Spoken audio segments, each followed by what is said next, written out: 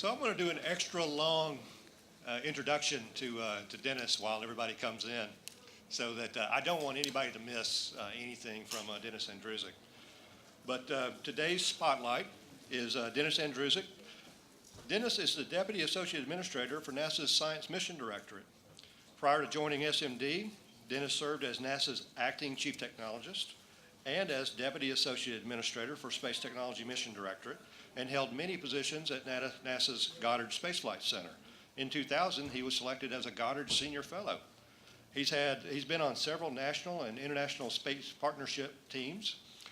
Before NASA, he's worked at the National Security Agency, the Naval Research Laboratory, Westinghouse, General Electric, Northrop Grumman, and like many of the NASA people, he just can't seem to hold a job. Or he is so talented that we just keep putting him in many other places.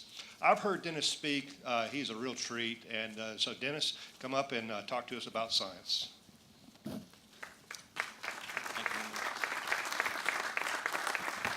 you. Testing.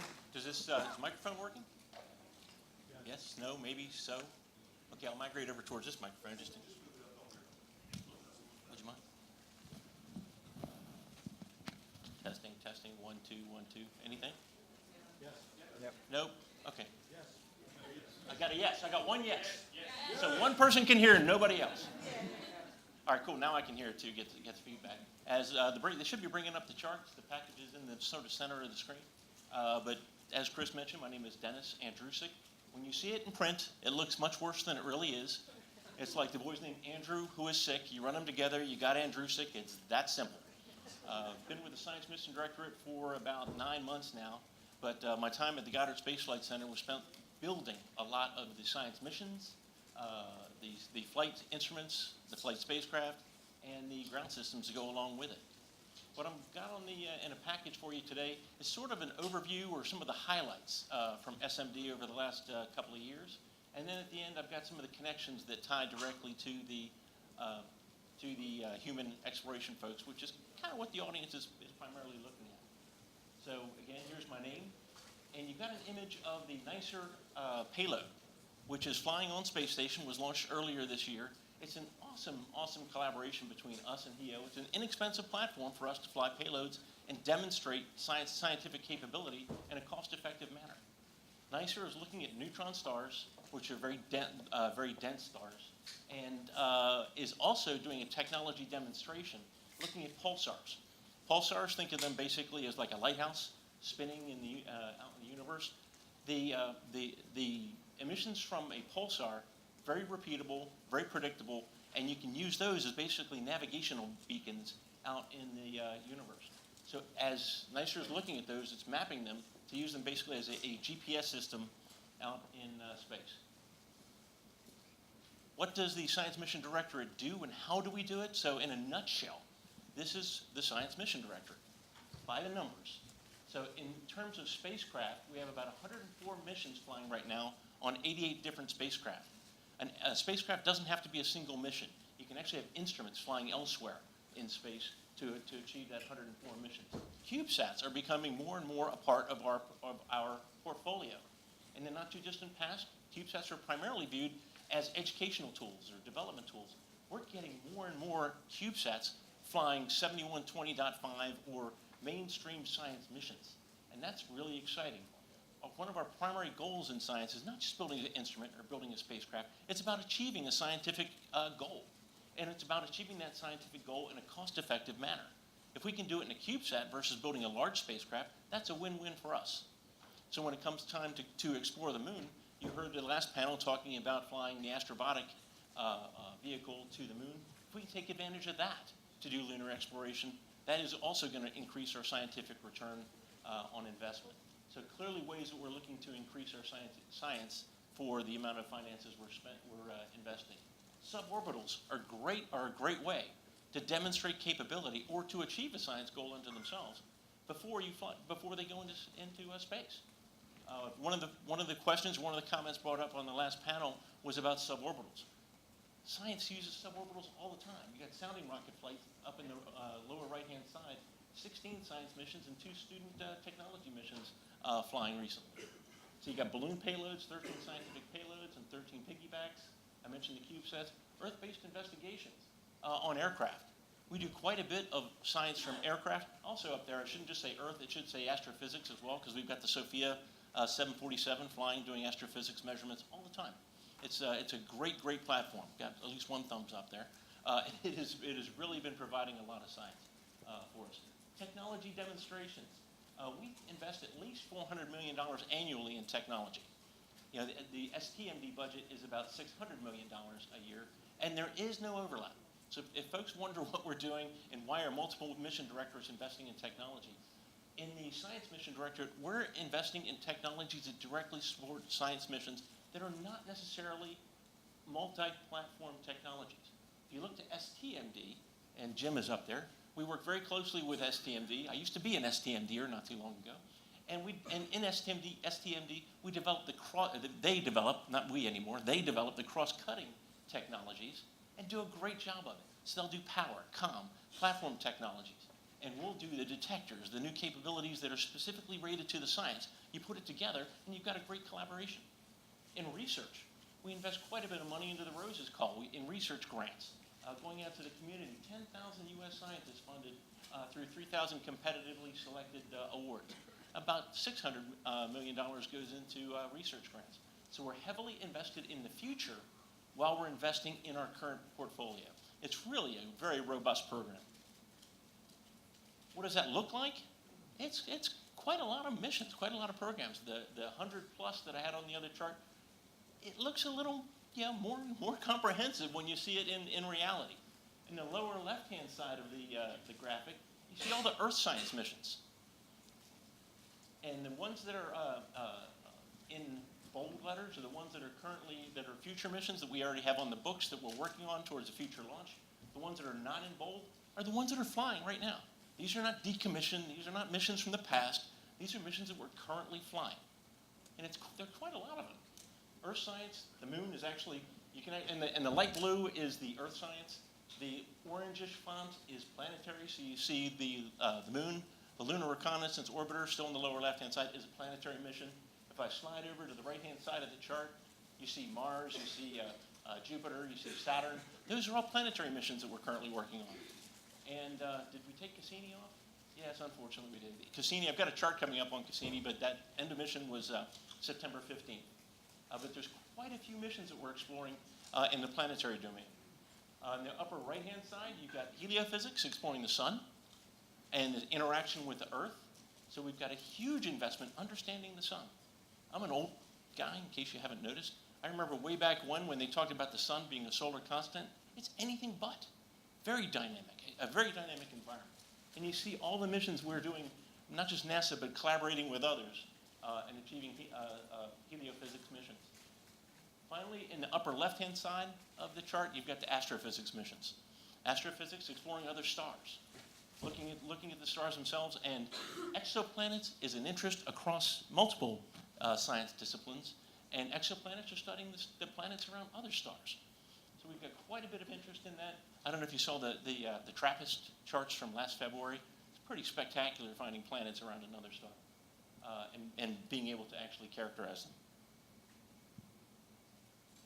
How are we kind of taking those 4 science themes and what are we trying to achieve? All about it's discovering the secrets of the universe. I just talked about heliophysics, understanding the sun, making sure that we can characterize the sun, knowing what it's doing, looking at solar wind, searching for life elsewhere. Talked about exoplanets. Very interested in finding out what are the building blocks of life? Can we find them elsewhere? When you look at the TRAPPIST solar system, small dwarf star, we saw 7 planets, but in a nutshell, real quick, those planets we didn't directly observe. Those planets we saw by observing the star, seeing when the light actually dimmed, very, very small, as the planet transited between the star and our observation point. And over a 23-day period, we saw very repeatably these transits. So we look forward to being able to have increased observational time to find exoplanets elsewhere.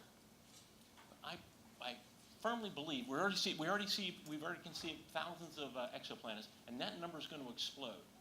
If you consider, for example, when we're at our solar system, looking at the TRAPPIST system, in a 23-day observational period, we see 7 planets.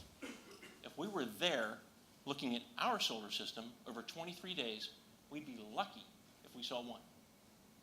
And that would be Mercury. Mercury has a 90-day, our days, a 90-day orbital period around our sun. So if we were there looking here, we might see Mercury, and that's it. So as we increase our capability in searching for life elsewhere, the odds of finding additional exoplanets and searching for life is going to explode. Very, very interesting field. Finally, safeguarding and improving our life on Earth. I've got some examples coming up of what we're doing to look at our Earth, understand the Earth. We got solid Earth, we've got oceans, we've got atmospheric models, making sure we tie them all together to better understand our home planet and its effects on humans. Just as a quick reference, New Horizons. Flew by Pluto. Yes, I like to call it a planet too. It was a planet when I was growing up, therefore in my mind it's going to be a planet until I'm gone. But it flew by Pluto back in 2015. Taught us a lot about Pluto that we didn't know. The atmosphere is kind of divided up into layers. The first 30 miles and then up to the next 50 miles. Spectacular understanding of the atmosphere of Pluto that we didn't know before. The surface is different than what we thought it was. But New Horizons continue. By the way, New Horizons flew by Pluto within about 500,000 miles. That's pretty close from an observational standpoint. Its next observation is going to be something called MU69. It's 1 billion miles beyond Pluto. So really excited about the science of New Horizons as it goes forward. This is a video that should start playing. Here is Hurricane Harvey as it approaches, usually a little faster than that, but that's okay. It's as it approaches the Houston area, as it approaches Texas a couple of weeks ago. What you're seeing is a lightning imaging sensor overlaid with an imager. So you can see the hurricane itself, although the video is running really slow. Is there something we can do to check that or not? Anyway, long story short, this is 25 frames per second, and that's clearly a lot less than 25 frames per second. The actual imagers on board the spacecraft capable of 500 frames per second. So this is actually a low-res version of what the spacecraft can do. This is NOAA, the GO-16 spacecraft, which was launched last November. But through the lightning sensors, which we're not seeing very well, trust me, when it's running in real time, it's pretty dramatic. And the lightning actually helps the forecasters determine the severe storms over the ocean and over land. This wasn't even operational or isn't operational just yet. And you couldn't turn the news on for a while during Hurricane Harvey without seeing images from GOES. It's really spectacular imagery and science. And this is in partnership with NOAA, by the way. NOAA has the responsibility to develop the weather system. NASA does the spacecraft for NOAA. We talked about Hurricane Harvey. Here's Hurricane Irma. I could have given you a similar type of view, but I wanted to mix it up just a little bit. Above, on the top image, the light blue is suspended sediments in the water before Hurricane Irma came through. So you see a sort of a standardized image that you would normally expect based upon ocean currents. After Irma, though, look what happened around the Florida Keys and out through Naples and going up the western side of Florida. It's not just the power grids and the vegetation that gets disturbed. Within the oceans, even after the hurricane passes by, the suspended particles in the water are incredible. And here's an image from the NPP mission, which gives us that very specific detail. That's just one of several types of data products we get from the NPP mission. Here's, from that same mission, an IR image. This is from 2 o'clock in the morning. So this isn't a visible image. This is an infrared image of Hurricane Maria as it's about to strike Puerto Rico. So when we talk about the devastation at Puerto Rico, this is the hurricane that hit. We talk about it. If you see it, you go, wow. Look at the size of that hurricane. It's immense. And the eye went right over the island. It's incredible in how it impacted the island, impacted the infrastructure. Trees, we heard about power being out, cell connectivity being out. But think about all the trees that came down, roads that were blocked. The infrastructure was severely damaged. And if you want to get an idea of what that infrastructure looked like in the way of the power grid, here's what an infrared image of Puerto Rico pre-Hurricane Maria. Sorry, had a senior moment there. And afterwards. It is just amazing to take a look at that difference. When they talk about the island being without power, they're not kidding. This is not just, it's not somebody trying to make something out of nothing. It's a huge impact to the island's infrastructure. And this is a low res image. You can zoom in, and the first responders took this kind of imagery, overlapped it with detailed road information, and they helped get to the communities that needed assistance. It's amazing how much the impact was by that hurricane. Take the same kind of image just for fun. Take a look at the difference in North and South Korea. Just in lights. These are night images, and you see the population centers, and you see South Korea. I think we've all maybe seen some of these kind of images before. But the NPP instrument actually has the detectors have a low, medium, and high resolution or light sensitivity mode, all the pixels. So for a very faint light, they can focus on that without a very bright light saturating the pixel.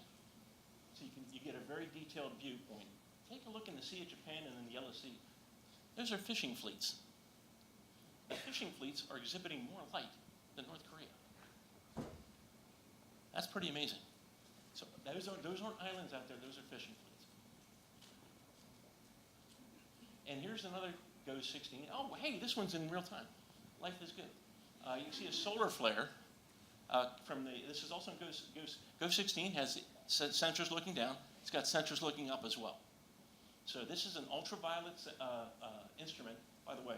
In case you're ever interested, not always, but sometimes the case. If you haven't figured it out, some of you probably look at me and go, yeah, duh, I figured that out years ago. If you look inside an instrument's name, you can often decode what it's trying to do. If you see UV in it, guess what? It's ultraviolet. You see IR, it's infrared. You see a V, it's quite often a visible sensor. We're not real creative in that kind of thing sometimes. The WFIRST mission we're now is in formulation, wide field infrared, a space telescope. So you can actually determine what's going on. But in this case, we're studying the sun. It's a heliophysics instrument, looking at the sun. It's on GOES 16, giving us information on the sun. Check out the flare. I don't know. There it goes again. When we talk about solar wind, and people talk about solar wind and its impact on the Earth, it's the particles that are coming off of the sun that we're worried about, that we're interested in, and we want to make sure we understand. It's not a static environment. Very, very dynamic. How are we going to study that up close and personal? Remember, 1 AU, the distance from the sun to the Earth is 93 million miles.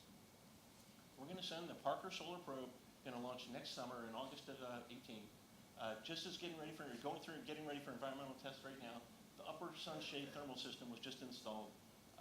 It's going to fly to within 4 million miles of the sun. So when you think 4 million miles, if you just hear that at first, you go, hey, that's pretty far away. But it's not. If you consider the overall distance is 93 million miles, 4 million miles, we're right there. We're up close and personal. We're going to explore the sun's corona. And this is really exciting because nobody's done this before. This is really way cool stuff. 3,000 degrees on the sun side of that sun shield. Room temperature on the backside. That's amazing. It just totally blows me away. Solar arrays, which you can't see here. Why? Because they retract. When they launch from here, you need to collect the sun, so they deploy. When you get close to the sun, yeah, you kind of don't want to kill them with all that thermal energy, so you retract them, and you don't need that much sunlight on them in order to generate the power you need. So Parker Solar Probe, way cool. Launch next year. Watch for it to launch next year. Coming to a TV near you. OSIRIS-REx launched last September. This is a mission to the asteroid Bennu. It's going to collect a sample, return it to Earth. It just did an Earth flyby. So it went around the sun, came back, did an Earth gravity assist maneuver in September. So what's an Earth gravity assist? It picks up delta V, it picks up acceleration from the Earth as it does that. This one came flying in really close to the Earth, retrograde, came in, usually you see spacecraft going west to east. They circle that way. This one came in retrograde, came in the opposite direction, pretty much at the equator, came in south, it came in down above the geosynchronous belts, came in down below, dipped down below the geosynchronous belts, as it came around South America, headed south towards Australia, dipped below the geobelts, did a loop around Antarctica before it popped back up out over the coming up the west coast of South America, came above the geobelts, and then went zipping off towards Bennu. It got a gravitational assist that way. And this image was taken at the end of that Earth gravity assist maneuver, and guess where it was? As I mentioned, it came up the western side of South America. It came up towards the equator again, above the geobelts, and headed back out. This image was taken just as it went above the geobelts again. Take a look. This is a unique perspective. You don't see this from GOES. You don't see it from anywhere else because it's south of the equator. There's almost no landmass here because you're looking at the whole Pacific Ocean. This is what, for a geek, this is a way cool image. I don't know how well you can see it. I can't see it too well from here. But in the upper left, you can see Asia and you see a little bit of North America, but this is almost 100% ocean. This is a very unique image. You just don't get this very often. I get jazzed about it. Well, you couldn't tell. Yeah, thanks. I keep it hidden. I'm going to sensitivity training to open up right now.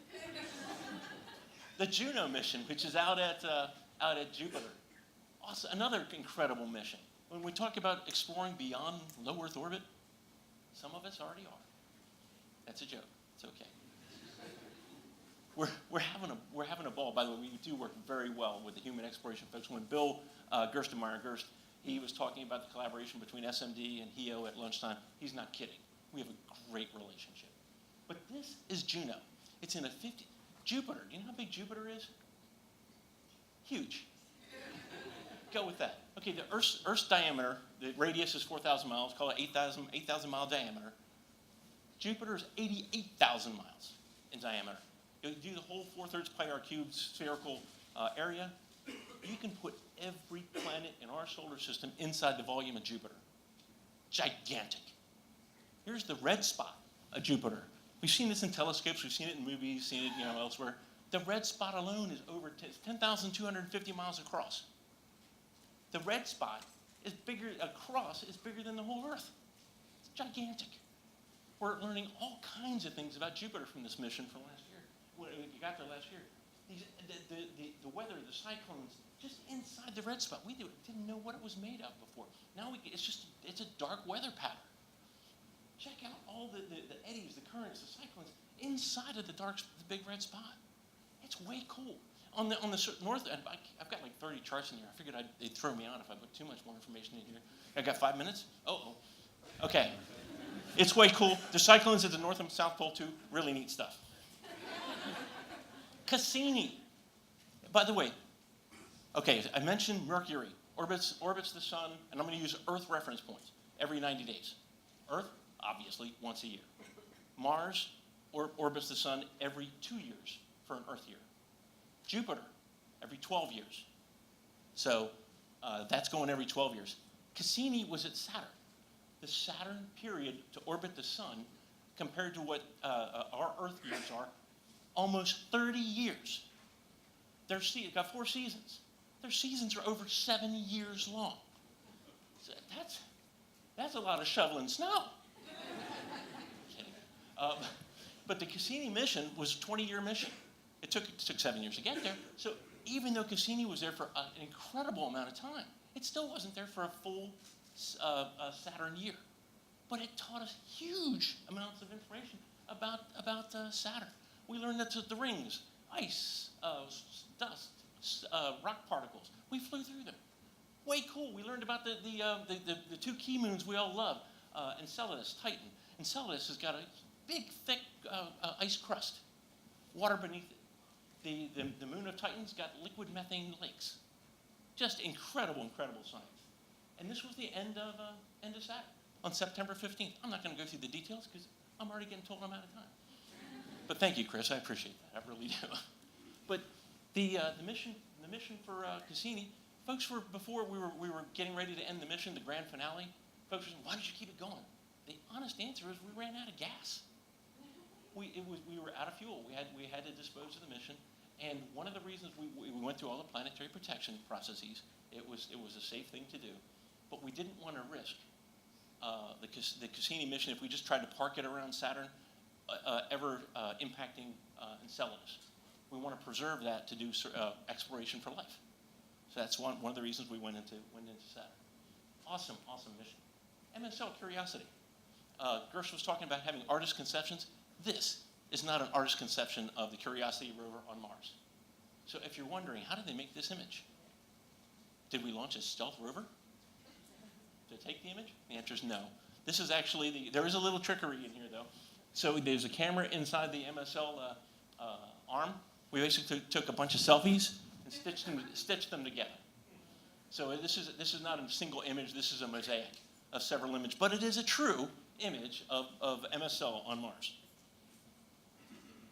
What is MSL doing? Over the 4+ years that it's been operational, it's traversed 16 kilometers on the surface of the moon. The surface of Mars, my bad, sorry. It's now climbing up through to try and get us greater geological interesting sites. We've drilled in 16 different places, or 12, forgot. I think it's 16 places. Take that with a grain of salt. But each one is showing signs of previous water. Really exciting news.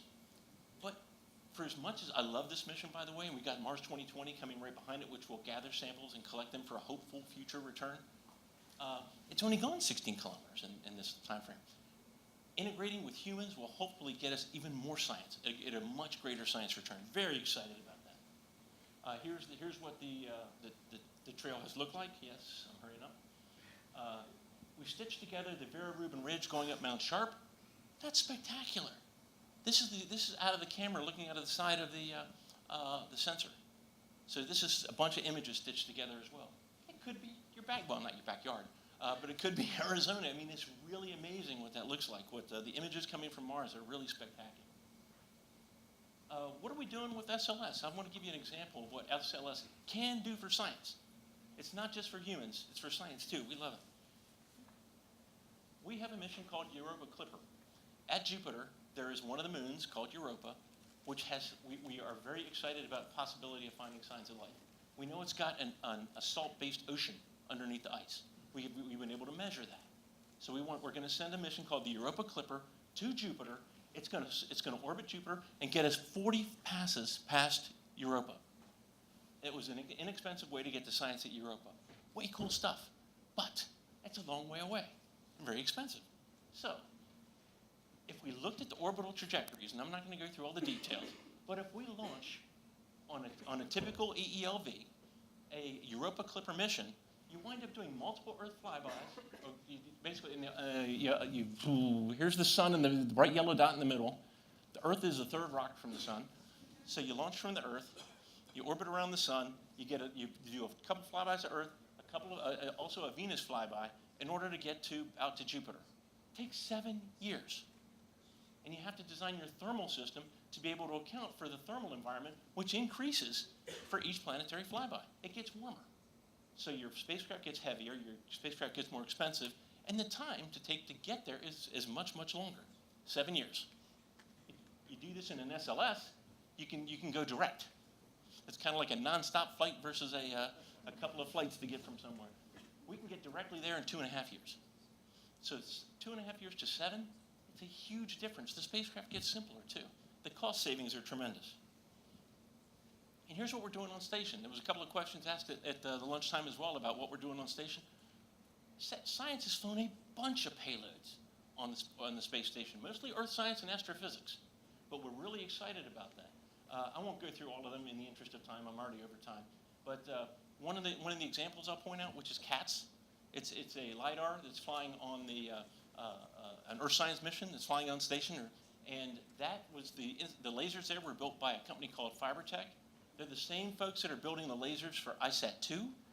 And they learned how to do the laser build. They've been building lasers for years. But in this application, it was a great plus-up for them to bootstrap for the ISAT-2 lasers, which is going to launch next year for SMD.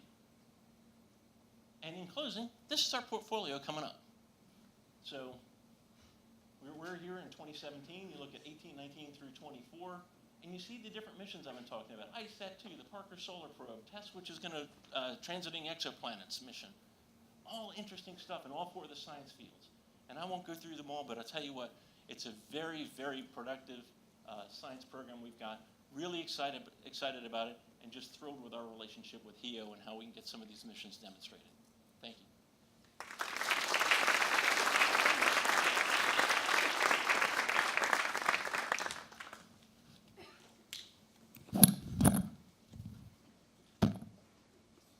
All right, Bobby, so if you'll bring your panel forward, please. Your stuff. All yours.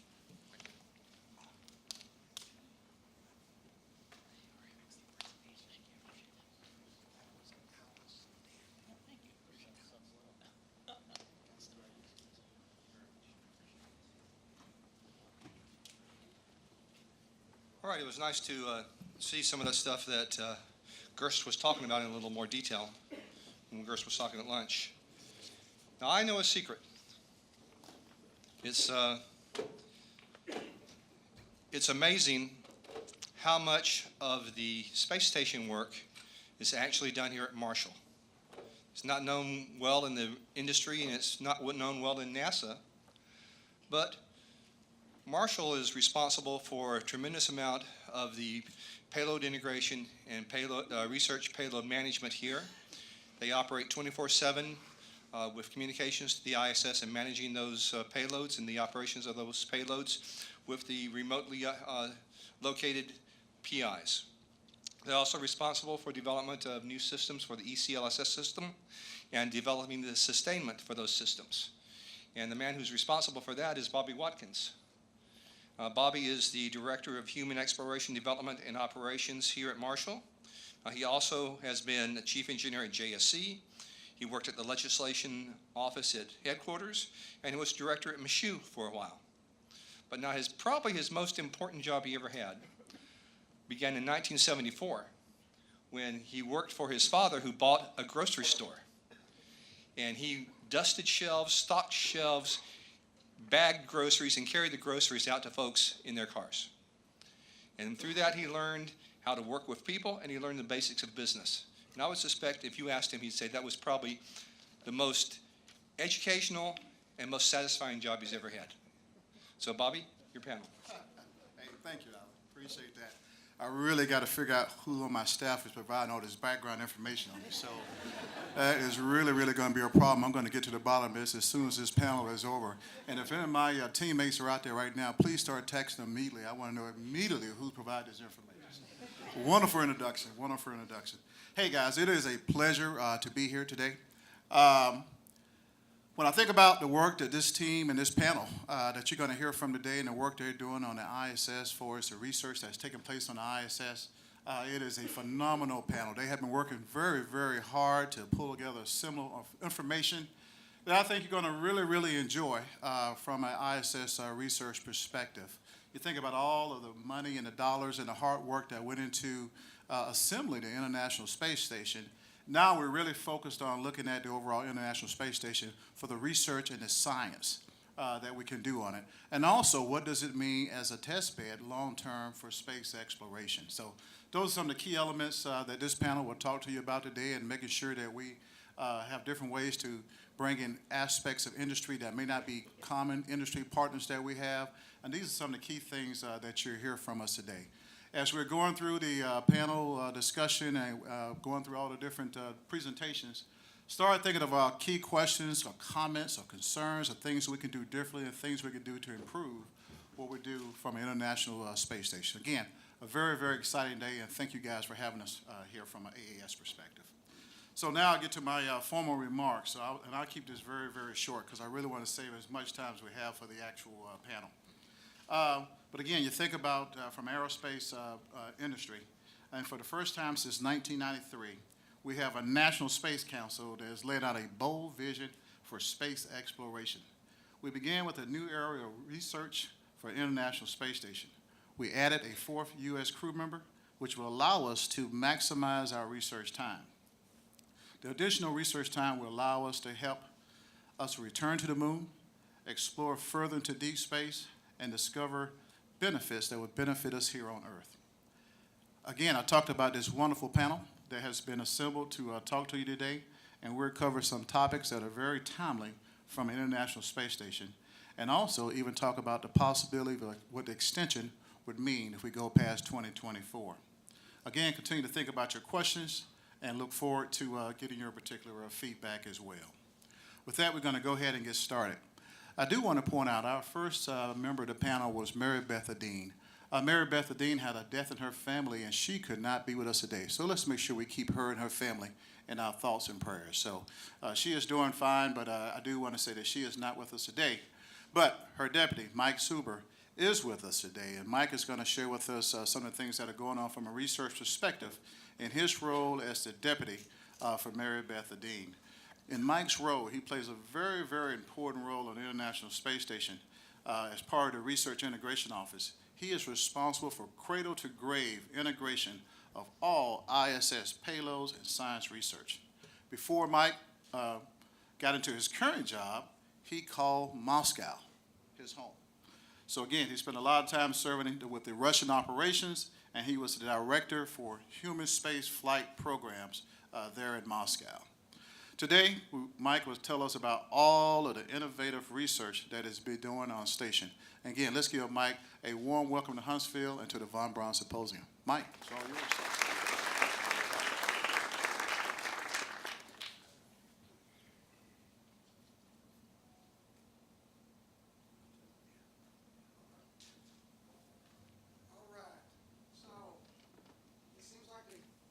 Seems like they saved the best for last today. I know y'all all waited here to hear what we have to say, so we'll get to it. I guess, we don't have the presentation If up we get yet. the first presentation up. Yeah, okay, if we can get sound for this one.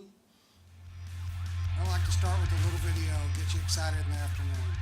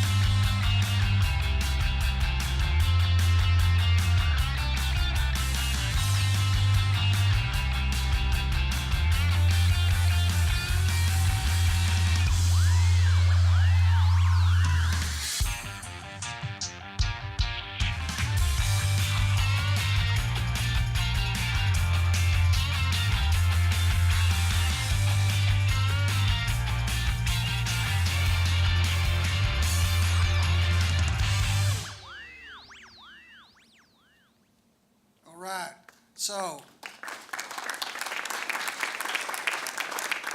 I could probably just stop right there. That covers most of my talk. This is actually, you saw some numbers in the video. This video is actually from 2013. I like the music better in the old video than the new video, but the numbers are a little off. I liked this one because that was the span of time I was in Russia. Those were the crew I was there with. And so that one meant quite a bit to me. I'm going to talk a little bit today about the space station and not get into details of everything we do, but to talk a little bit about the breadth that we reach. A lot of people in their specific areas know what we do in their specific areas, but we stretch both breadth and scope on the space station and have grown so much in the last 10 or 12 years, continue to grow our capabilities. There we go. As far as the disciplines, I have those in a beautiful purple color for you here. The space station is not a typical laboratory that's discipline specific. If you think about most research, you go to a biology lab, you go to a chemistry lab, you go to a live animal research facility. We're all of those things. You saw in the video, we're a greenhouse. We're also an aquarium. You saw all of our external earth science, solar sensors, looking at the sun. We have such a large scope that we touch in all the different areas, and have actually worked to grow and change over the last 10 or 15 years. That is just amazing, and I am on the forefront. I'm fortunate to be on the forefront to see what's coming and to see behind the scenes of a lot of what this science is providing us. Past the disciplines, and so I at least wanted to give you the world's best eye chart. And I will tell you, even blown up on a wall, this is still an eye chart. This is a map of science, or a knowledge map. I don't know if y'all have ever seen these before. If you haven't, go look them up on the internet. They're amazing. This one is all the research that was done on space station. And there's over 4,000 publications in this version. We're still working on newer versions. And it's just a graphical way to show how the different disciplines, so let's say you're doing a human research study. And there's a paper written on that. And the data in that paper links to biology findings, physical science findings. You'll notice all the way down in the bottom right-hand corner is humanities, okay? Well, you're thinking, well, what do we do to study humanities? Well, we do a lot of human research, including behavioral. And so what we found with this is that we're touching areas we never knew we would touch by doing very target-focused investigations. And it can show you not necessarily holes that we have. If you go look at this, I will also explain, if you wonder why humanities seems like it's so far away from biology or chemistry, this is actually a sphere. It's laid out like a flat map for you, but this is actually a sphere, so the top and bottom are closer, and the left and rights are closer if you wrap this around. There's applications which are not easy to run in an environment like this that actually let you look at all these different connections. The size of the circles are how many investigations in a specific area. The thickness of the lines mean different things. The colors mean different things. It's just amazing, and it works to kind of show all the different areas that we're touching that we honestly didn't know we were doing.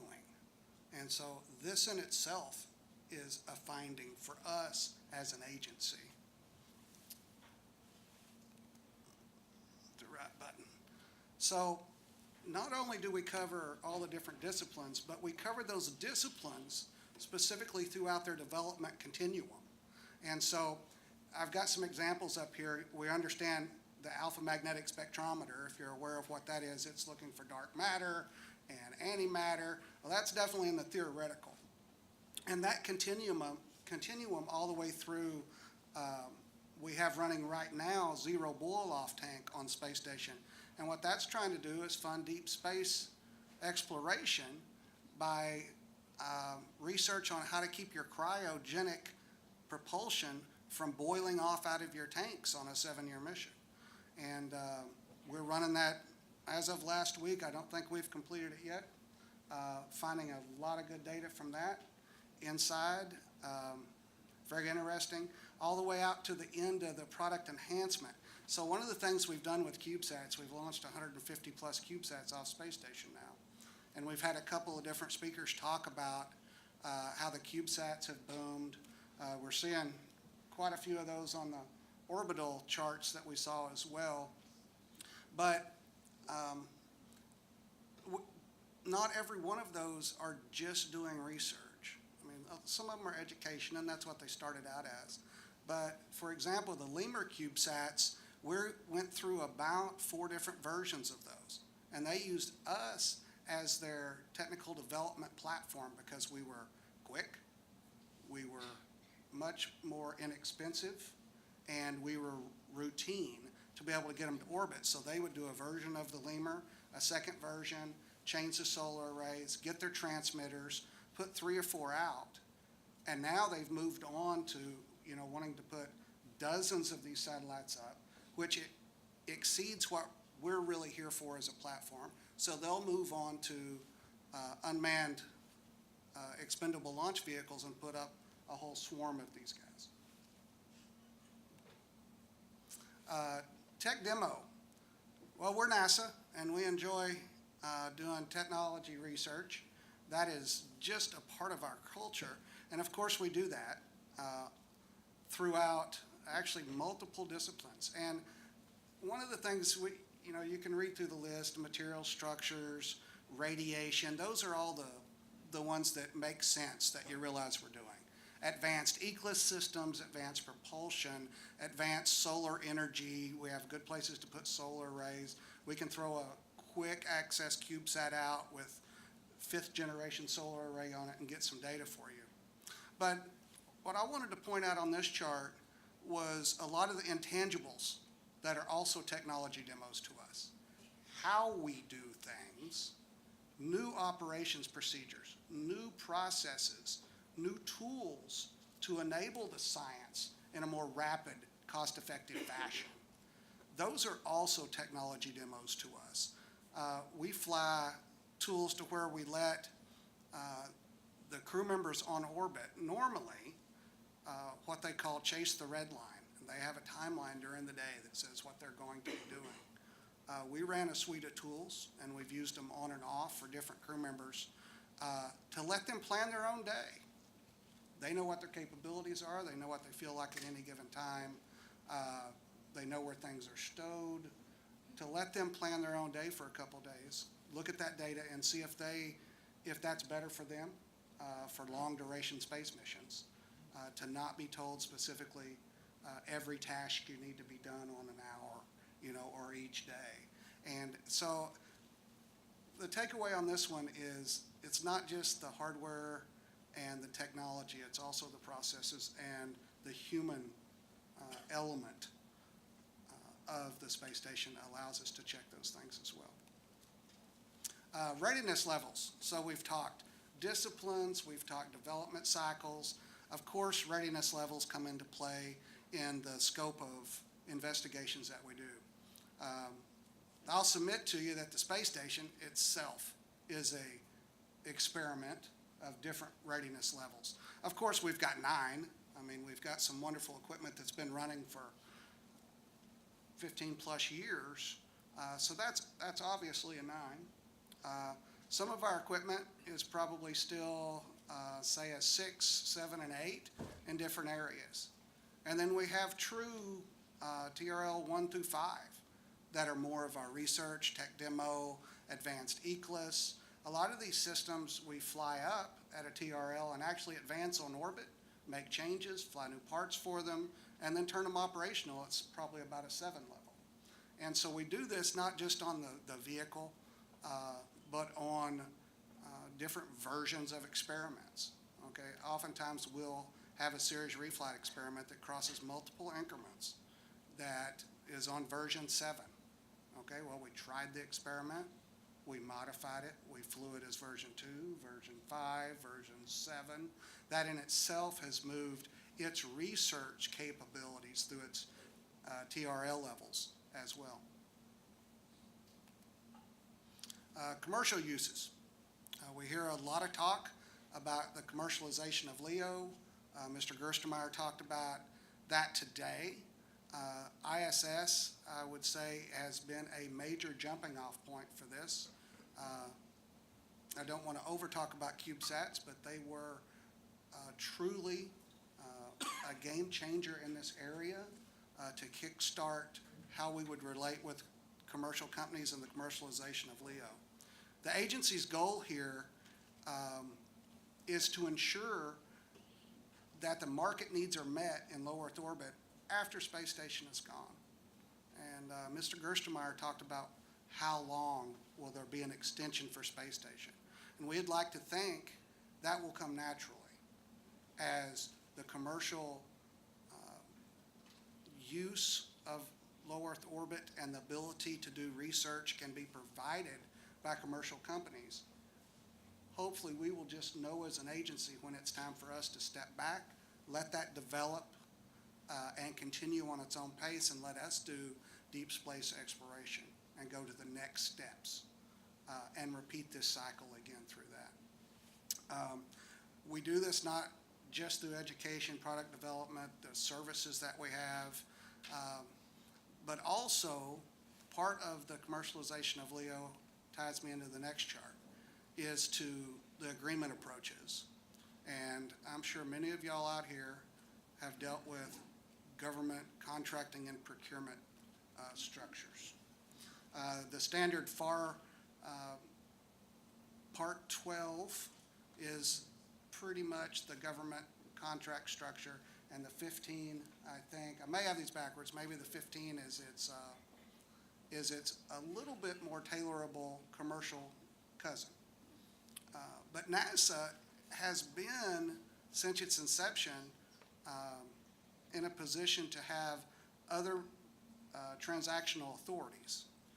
And we've used those on and off for a few years, very sparsely in the beginning of the agency, even though we had them. You'll hear those most commonly referred to as Space Act agreements. And one of the largest uses of that was when SpaceX and Orbital ATK was brought on to provide cargo services to space station. But we have dozens and dozens of these with smaller companies. Some of them have funding.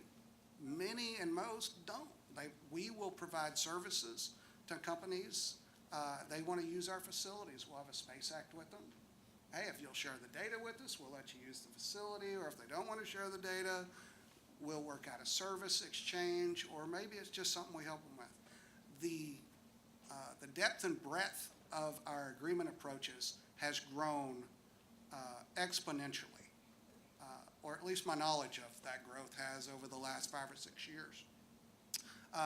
We have cooperative agreements, we have barter contracts, of course IDIQ, where we'll put someone on a contract and, hey, when we need 5 of these things, we'll send you a task order and we'll get 5 of these things. All the way out to intergovernmental agreements, which drive the top level of space station, but can also bring in new partnerships for scientific collaborations. And memorandum of understandings are even another method that allows us to exchange services. I'm really proud to say the agency and the space station program has been very agile in these areas. And so it's not just the research, it's also coming up with new ways to bring partnerships on without all of the government overhead. I mean, to actually do a far part competition it costs companies a lot of money and a lot of time. And they really have to buy into needing to spend that time, for the cost return for them. So at the end, the video is just going to start automatically. Okay, I'll talk to it while it's going. So we've heard about the gravitational waves, and surely the people in this audience has followed all of that through the news. While space station sensors weren't key to that discovery, we could aim an instrument we have called MAXI at that area and see what we could see. Well, it turned out we actually saw a kilonova, which is where two neutron stars collide. And that's what caused some of these gravitational waves that were noticed. And it's running very slow. At least the first one ran at the right speed. It seems the embedded ones are running slow. As this goes forward, you're going to see, I want you to manage your expectation. It's going to be very slight and a little flash of light at the very end of this. But the video is to show you the distance that we're actually looking. And this is on a sensor on the space station. So you think we're on an orbiting platform, what can that do? We have found wonderful ways to use that platform to detect events such as this. And this is an example of just fundamental science, okay? My next example is applied science, and this one is also really cool and has some wonderful pictures, which makes good for audience fodder. And so these are actually heart cells, and they're pulling stem cells from the fancy name at the bottom.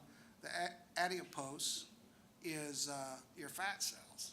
And so what we're trying to do is to figure out how to help you regrow heart tissue. And we can trigger different differentiation of cells in space. We know we've been able to do this for a while. And now that we're gene mapping and we're doing all sorts of wonderful things in this area, we're making a lot of strides on figuring out in 0G how to direct cells to go to what we want them to be. Okay? It's very exciting work. And this is an experiment coming up called cardiac myocytes. So you can look for it, give it about 6 months, and there should be some data out there for you. Okay, I thought I had my thunder stolen here earlier when we saw a picture of Hurricane Maria from the GOES satellite. So this is also a picture from CATS, the Cloud and Aerosol Transport System on Space Station. And this is a LiDAR viewing of CATS, and we use it, it is an SMD instrument to look at aerosols and greenhouse gases in the Earth's atmosphere. Well, it just happened to cross right over Maria on Space Station, like perfectly over the eye. And I don't know if there's I can't point to the laser, but if you'll look at the left and you'll see before the white clouds start, that's the eye. And then what you're seeing is a vertical representation of the clouds as we passed over them. And some of those clouds from the eye were 17 kilometers to 20, 25 kilometers high. This was a massive hurricane. Lots of data. I will tell you, when we have a pass that is over a target of interest, this is what people get excited about. And I think it's a cool picture. I found a lot of things out about it. I'm an engineer, not a scientist, but they get really excited when they get to pass over something like this. Once again, this is technology development. So this is where we're flying the CATS instrument on Space Station to understand how it operates, understand modifications we may need to make to the instrument and its software control. Believe it or not, software changes to these things all the time. We can change them on Space Station, come over the same spot of Earth regularly to calibrate those, and then this will go up into a geostationary instrument at some point. That's all I have for you. I hope I was able to share a little bit about what Space Station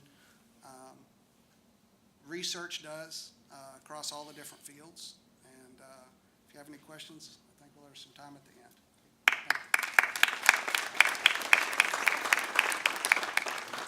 you. No, thank you, Mike. That was a very wonderful perspective of some of the real things that are going on right now on the International Space Station. Again, thank you for being here today, too. All right. As Mike indicated, I should have pointed this out during my introduction, but please start thinking about those questions. We'll save all the questions for the end, and we should have ample time for questions at the end. So with that, we get to our next presenter.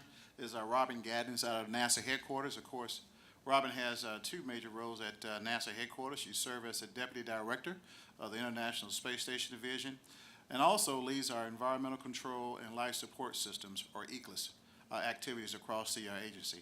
Robin's expertise is in developing and managing systems and processes for the ISS that support our astronauts in space. This includes water recycling as well as reuse of oxygen. Robin also spearheads our strategic plans for taking life support systems and environmental monitoring technologies to the next level by using the International Space Station as a test bed for deep space exploration.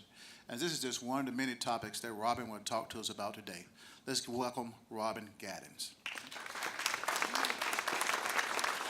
Thanks, everyone, and thanks for hanging in here with us till the last session. This is like homecoming for me. I spent 27 of my 32 years at NASA at Marshall Space Flight Center. So I was 12, when I started. So it's great to be back, and I'm excited to be part of this panel and talk to you about one of my favorite subjects, which is how we're using the space station to get us to deep space missions, how we're using it for exploration. So Mike had a great overview of the breadth of all that we're doing on the space station and talk to you a little bit about the technology demonstration stuff. I'm going to dive a little bit deeper and highlight some of the things, including life support. So with that, you've probably seen this slide 25 times today. I won't go through it with you. It's a good lead-in, though, to say space station is on the path for expanding human presence beyond low Earth orbit, as you heard Bill Gerstenmaier talk at lunch. So it's not an either-or. We're part of the path, and so the phase 0 is what we're doing now with space station, using it as a test bed, getting us ready, testing those critical technologies. So Mike showed a kind of a different version of this same slide. This is all kinds of categories of things. When we think of using ISS for technology demonstration, what are we talking about? And it's a great platform for all kinds of types of technology demonstrations. Not everything. For example, destination systems, entry, descent, landing. There's a few things we can do, but things like life support, it is our test bed. It's a permanently crewed microgravity platform, perfect test bed for us to develop those systems. Things like crew health and performance, I'll talk to you about what we're doing there. Communications, we had a laser comm demonstration. I'm going to show you some pictures and some more examples of these operational procedures. We're starting to test that time delay that the crew's going to be dealing with when we go to Mars. So, how can we demonstrate those kinds of things operationally now on the space station with the crew? And how can we design our systems for that? Thermal management, Mike's talked about the zero boil-off experiment. EVA suits, we're going to be doing some development there. So all kinds of categories of stuff that we're doing. So how in the world do we plan and prioritize all this work? Well, there's a plan, super eye chart. It may have beaten yours. Mine was colorful. Yours was colorful. This is awfully gray. Just to show you, I'm going to talk about each one of these triangles. So we have capability teams. I lead the one for ECLSS. We have different leads in each of these discipline areas for thermal, for propulsion. And they look at where are we today, where do we need to be to get us to enable future missions beyond LEO? What are those gaps? And of those gaps, what are the things that space station can be used and what kinds of technology demonstrations can be done in space station to help fill those gaps? Took all that data, mapped it on a plan, kind of prioritized it, and this is the plan. So every one of these triangles represents a technology demonstration in one of these areas that we're planning to fly. And you can see we're trying to be done by the middle 2020s. Okay, so kind of running for the cliff right now, but hopefully we'll get an extension. But this is the plan that we're working for. To dive a little bit deeper into the ECLIS, which was the top of that last slide, this is our more detailed, what we call our exploration ECLIS plan. So today on Space Station, we have a life support system. It supports our crew. It's been up there about 10 years, so regenerative parts. The water processor, the oxygen generator. We recycle a little less than half of the oxygen. We recycle about 90% of the water. But we have to do a lot of maintenance on the system today. So we've identified a number of improvements we want to make to the system we have today. We're not flying a whole new ECLIS. We're taking the system we have today and evolving it into the system we need to go to Mars. And then we're going to test that system for as long as possible on the space station. So this is our plan. Everywhere you see there's an up arrow, that is an upgrade we're going to make to an existing system, or a new capability that we're going to fly, or one of several options that we may be testing, and then we're going to down select based on how they perform. So we've already started, and we're planning to finish all of those kind of upgrades and flight demos by around 2022, so that we can kind of start the clock on a long, a multi-year demonstration of that resulting system, what we're calling our exploration ECLIS. And as well, our international partners are also working on life support systems and planning to fly technology demonstrations on the station. So we're trying to accommodate all of these things. It's quite a challenge, but exciting work. The team at Marshall is doing a pile of it, also at JSC and our other centers, as well as our commercial partners, and as I said, the international partners. So this is a huge priority.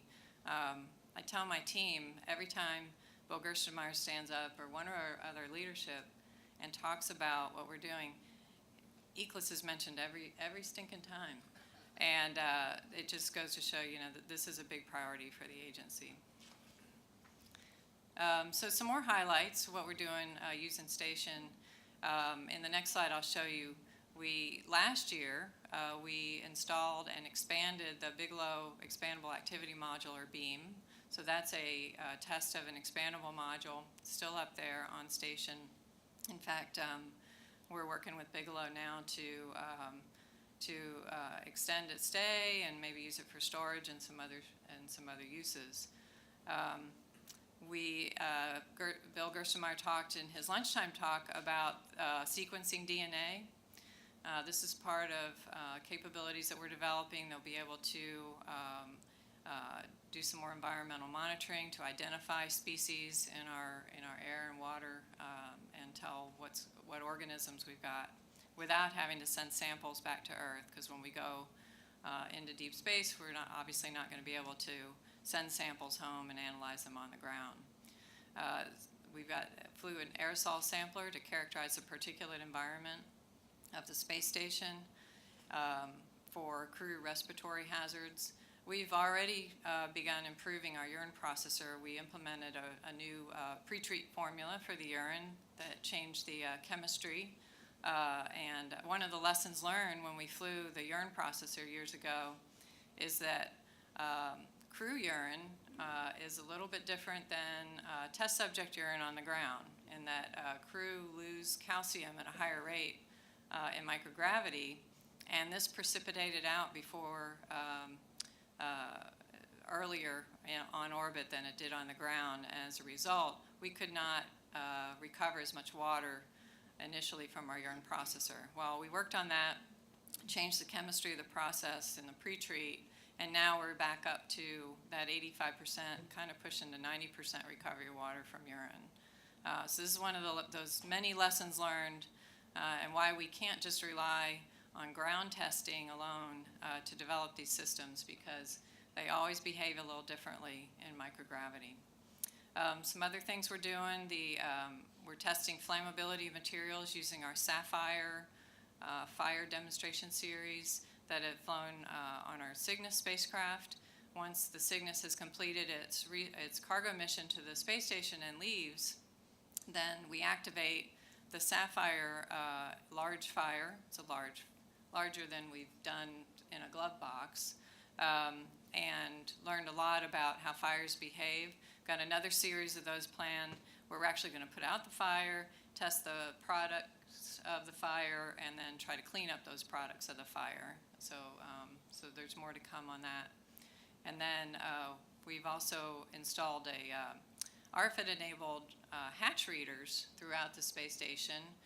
This is helping our logistics. We've actually found items that were lost using these devices. So this video, this is an expansion of the Bigelow module. This actually occurred over most of Memorial Day weekend, 2016. So it was very slow because we were very cautious. We didn't want to impart any load back on the space station, break anything. So we're very careful, but that was really cool. Some more highlights. Let's see, Mike already talked about the zero boil-off tank. There's a picture of that. Another thermal experiment, the phase change heat exchanger. This is being applied to Orion and other exploration vehicles. And then a bunch of life support, as I showed you on our plan, coming up in the next year or two. We've got a brine processor, so that urine, what's left over after we've concentrated the urine as much as we can in the urine processor, we call brine. And today we throw away that water. We lose it, so we want to recover even that water. We need a different processor, or a different process, so we're flying a brine processor assembly that'll recover that water that we're today throwing away. We've got a number of technology demonstrations in CO2 removal. We've got a new toilet going up that we're calling our Universal Waste Management System, fancy name for a toilet, and a bunch of environmental monitors. And then 3D printing, you've probably seen where we're 3D printing on the space station today, and we're evolving that into different materials, including metals. That'll be upcoming. It's a multi-material fab lab that's being planned. And then our human research program is the other leg of this. So, we astronauts have different adaptations to spaceflight, and we've been studying those over the course of the years on the space station and trying to mitigate all those risks, such as bone loss, muscle atrophy, nutrition, radiation exposure, all of those things, by studying them and coming up with countermeasures for those. So Human Research Program has a plan as well, and this is more colorful than mine, but it shows you kind of a risk burn down. So red is higher risk today, and over the course of these studies on space station, how the risks become mitigated and eventually go to green. Again, if you look out around 2024, 2025 right now, we've got a little, some still risk not quite mitigated yet, but we're getting there. To help us, we did a one-year mission that was Scott Kelly, Mikhail Kornienko, and addressed all these research objectives, and learned a lot from that. The papers are still coming out about the one-year mission and what we learned. Here's some preliminary results.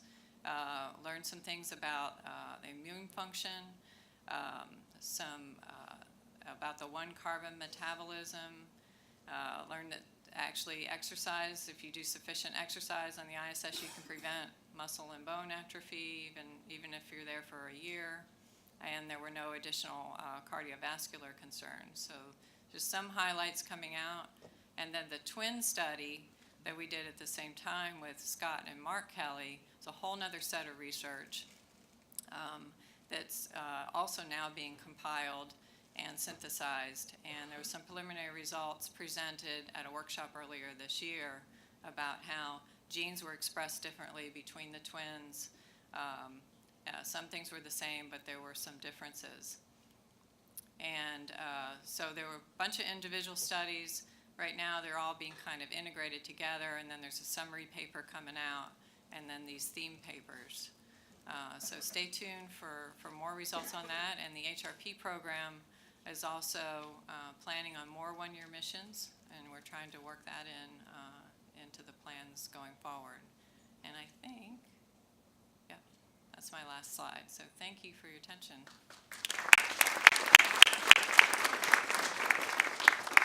Thank you, Robin. Excellent presentation. We'll keep it moving. Again, start thinking of those questions, things you want to ask Robin at the end of the panel discussion. Our next presenter is going to be Greg Johnson. Greg has had several careers before becoming the president of the executive director for the Center for Advancement of Science and Space, or CASES.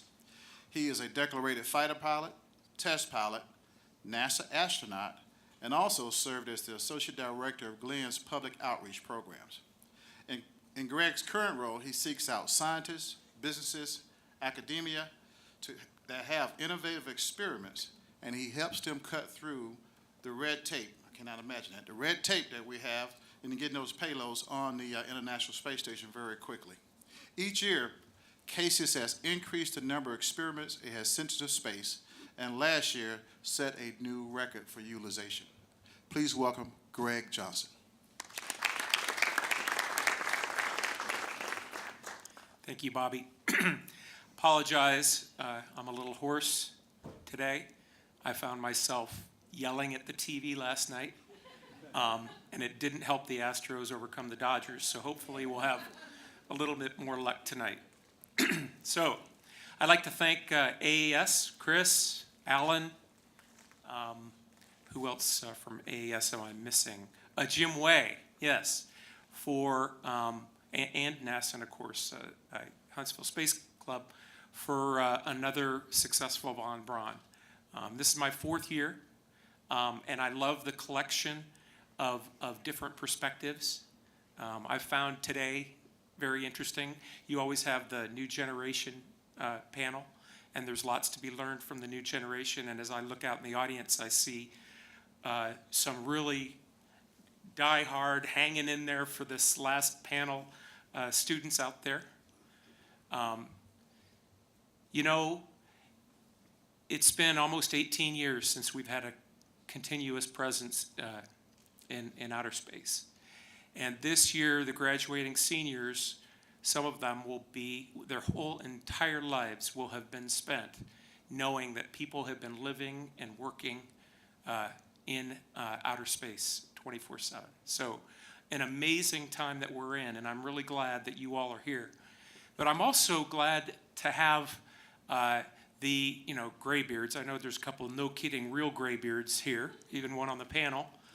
But the traditionalists, and I find myself kind of, I'm a baby boomer, so I find myself being one of the old guys trying to think in new ways, because that's the mission that we have with the ISS National Lab, is to think differently, to bring in the ideas of the new people, which we're thinking about different ways to communicate and think like the new spacers, but at the same time learn from the traditionalists who've been doing this, grunting it out, blowing up rockets and all those things for the last 50 or 60 years. So it's a really exciting time.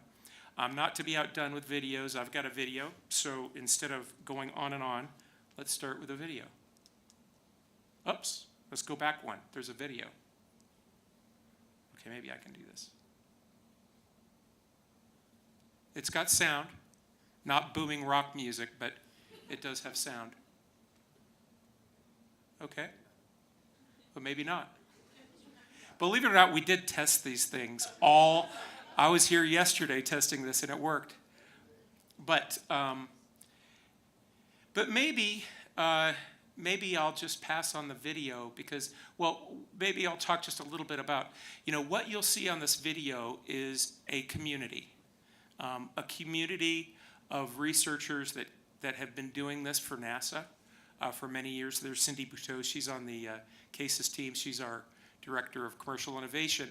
But what what they're talking about is the different possibilities that are out there in the combined community of the ISS, and our part of the mission is the ISS National Lab. So we've inherited those, as I said, those groups who have been doing space research in the past, but we also are challenged with having a new perspective and trying to do things differently.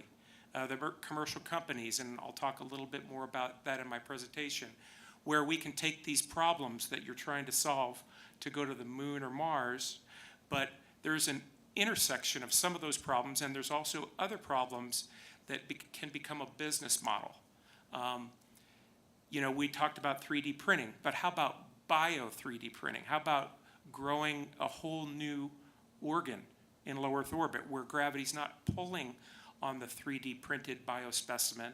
So you could have potentially a redesigned heart that is grown in space with 2 widowmakers instead of 1. I happen to be one of the lucky guys who was fully sequenced as part of a research specimen.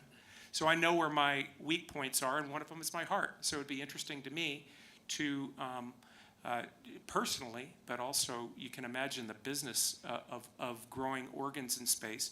It would also be helpful on our mission to the moon or Mars. So with that, I will end the video that's not giving you sound and go on with my presentation. Okay, that's me. Okay, so stepping back and thinking about the big picture, we're honored to be part of this mission. We have a special niche on the ISS National Lab, but really what we're trying to do is the same thing that the nation's been trying to do. It's leadership in space. How can we use the ISS to lead as a nation, to help show the world how to think differently about space-based research? We've got this ISS National Lab that was created a little over 6 years ago. And other nations are interested in the sorts of things that we're doing to think differently about space, commercialization, bringing in these users who never even thought that they could have a project in space. And in the middle, and hopefully my cardiomyocytes are beating, you can see them up there, and Michael talked a little bit about these heart cells that we've gotten to beat in outer space. But how can we use the space station differently for scientific discovery, and not a traditional research program where there's money to be spent, we think we know what the answers are, and then the researchers are going to take that money and it's a fully funded enterprise.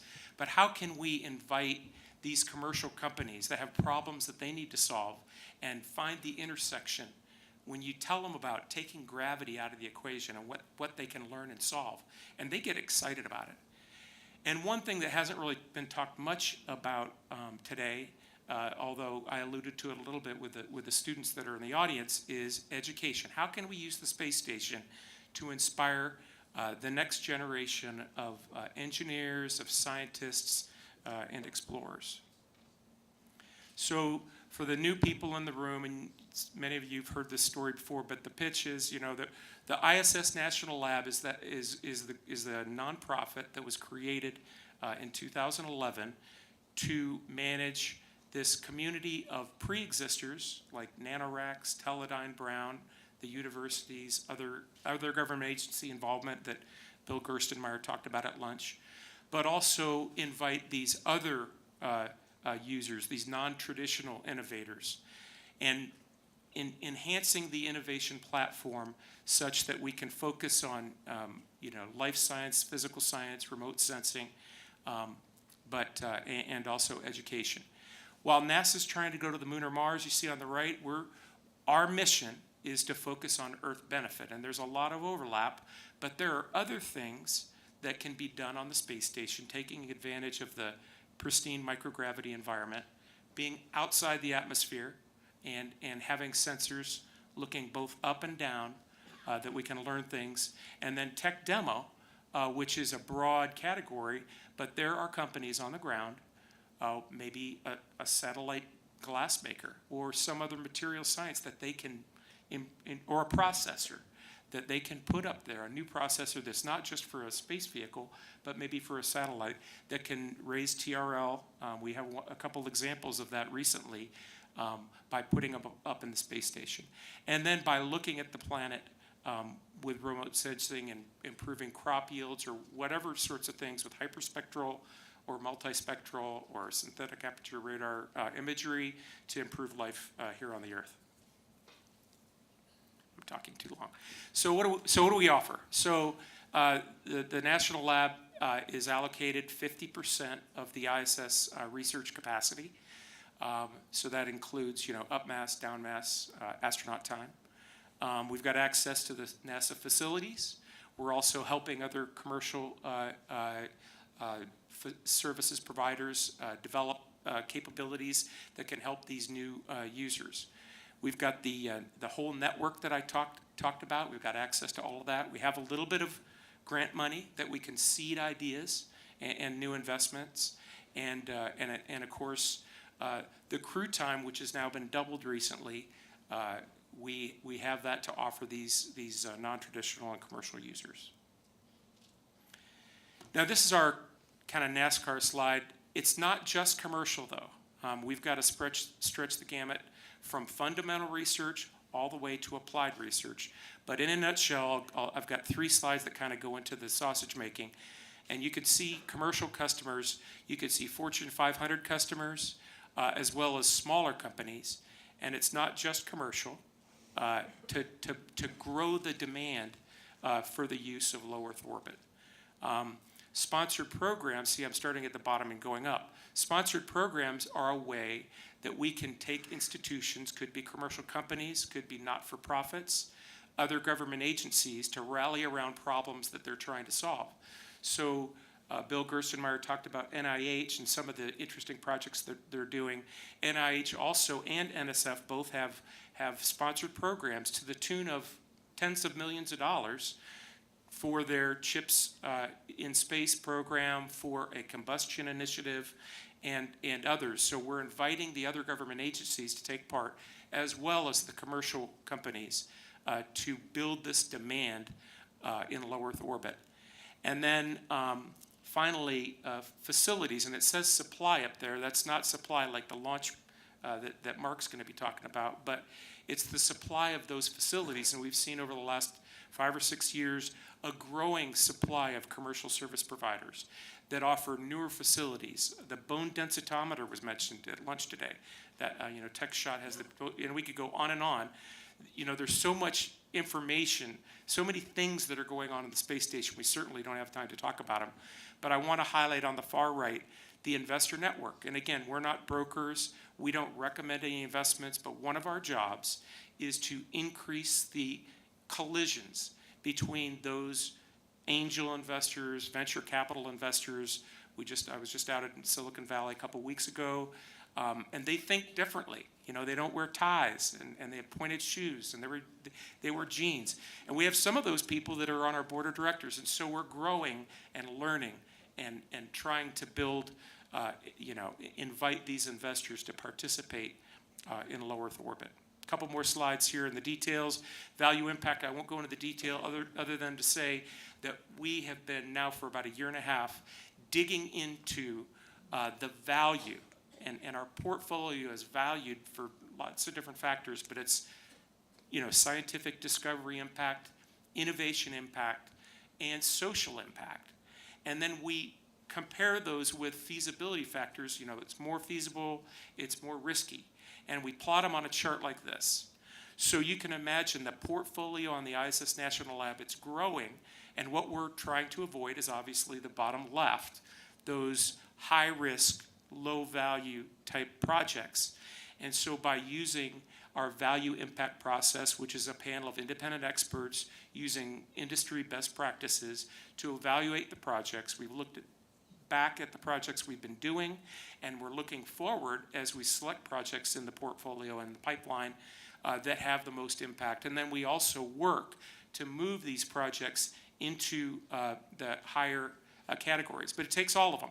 The bottom right, the utilization ones, we've been focusing the last quarter on getting those quick hits, the utilization, because we don't want to waste the resource. But we also have to do the upper left as well, the high risk, high reward type projects like the Bio 3D printer. So with that, I'm going to close with a video, and it's pretty short, but it shows one of the sponsored programs that we had this summer, and it's a very interesting, unusual partner that we just launched to space. And hopefully it will have sound. Okay, and it does not. Okay, but what you will hear is you'll hear Michael J. Fox talking about this amazing sponsored program that they just launched up on SpaceX 12. And the whole thing, the whole deal came down inside of a year. So that's one of our secret sauce elements, is we're trying to be quicker. We're trying to think differently.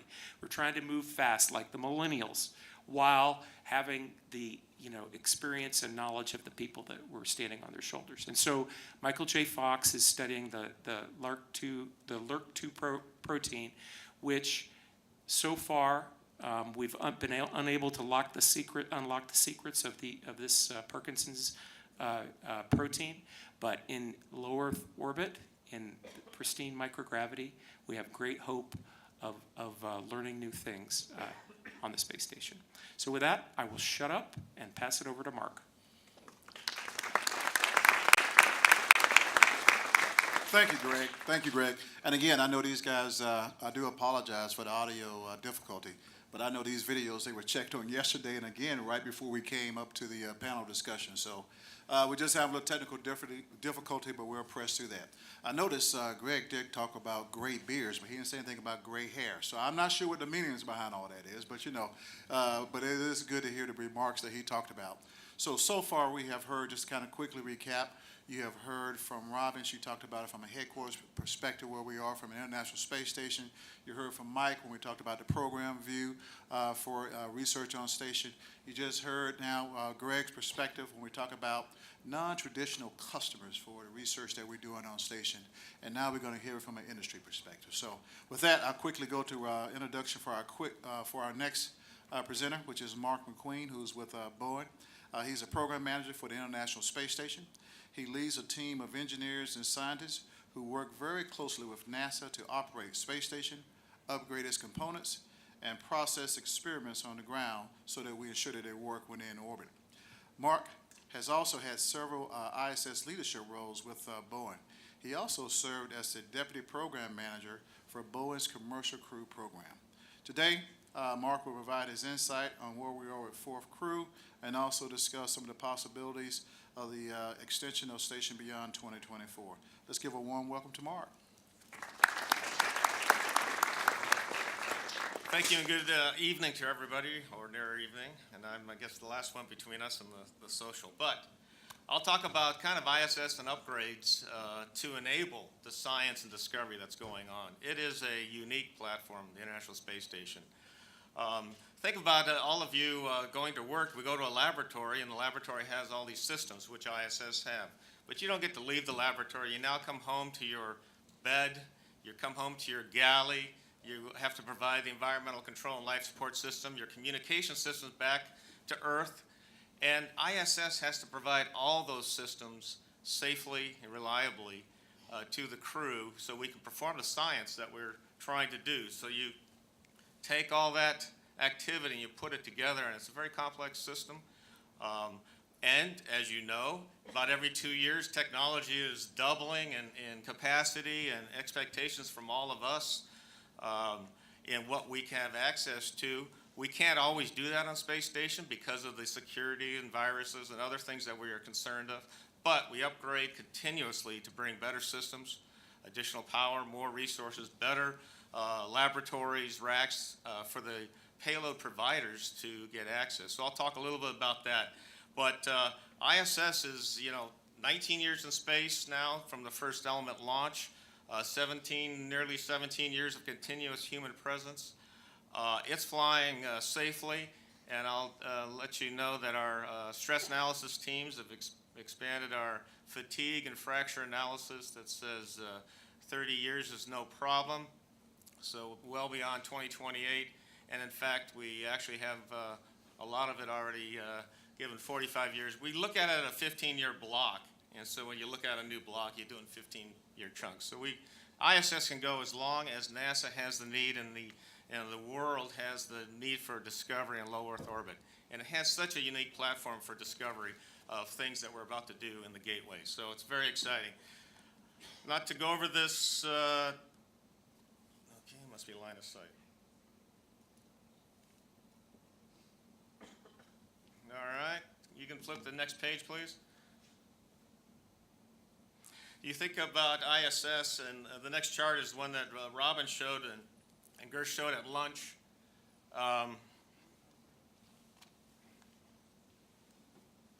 Okay, perfect, thank you. It could be distance. Okay. Perfect. You know, ISS is only a 3-hour visit away from Earth. For us to get spare parts, to get crew safely home, if there's an emergency, or even access to it, it's relatively easy. We have a great capacity of cargo and crew through the international partnership with Russia, Roscosmos, to get crew up there. When you think about the Gateway, you're now 10 times further away, you're days away, you've got less missions, less cargo vehicles going. So when we talk about the Gateway, we're talking about improved reliability. We're talking about systems that have to function first time. And we are learning those things that aren't acceptable in the Gateway that we have to improve. Robin talked about a few of those in environmental control and life support systems. We're doing lots of things in that study ahead of us and currently going on that's important. And when you're on the deep space transportation system, you'll never have a logistics flight catch up with you. You are now on your own. Everything you need to repair, to live, to perform science, to study, or eventually to descend on Mars' surface, you need to have it with you. So as you think about us, it's like climbing Mount Everest. If you've never walked, you never wore a pair of hiking boots, you've never gone camping, you never lived outside in maybe an extreme cold environment, doing it without that experience would be very catastrophic and very challenging to be successful in the first time.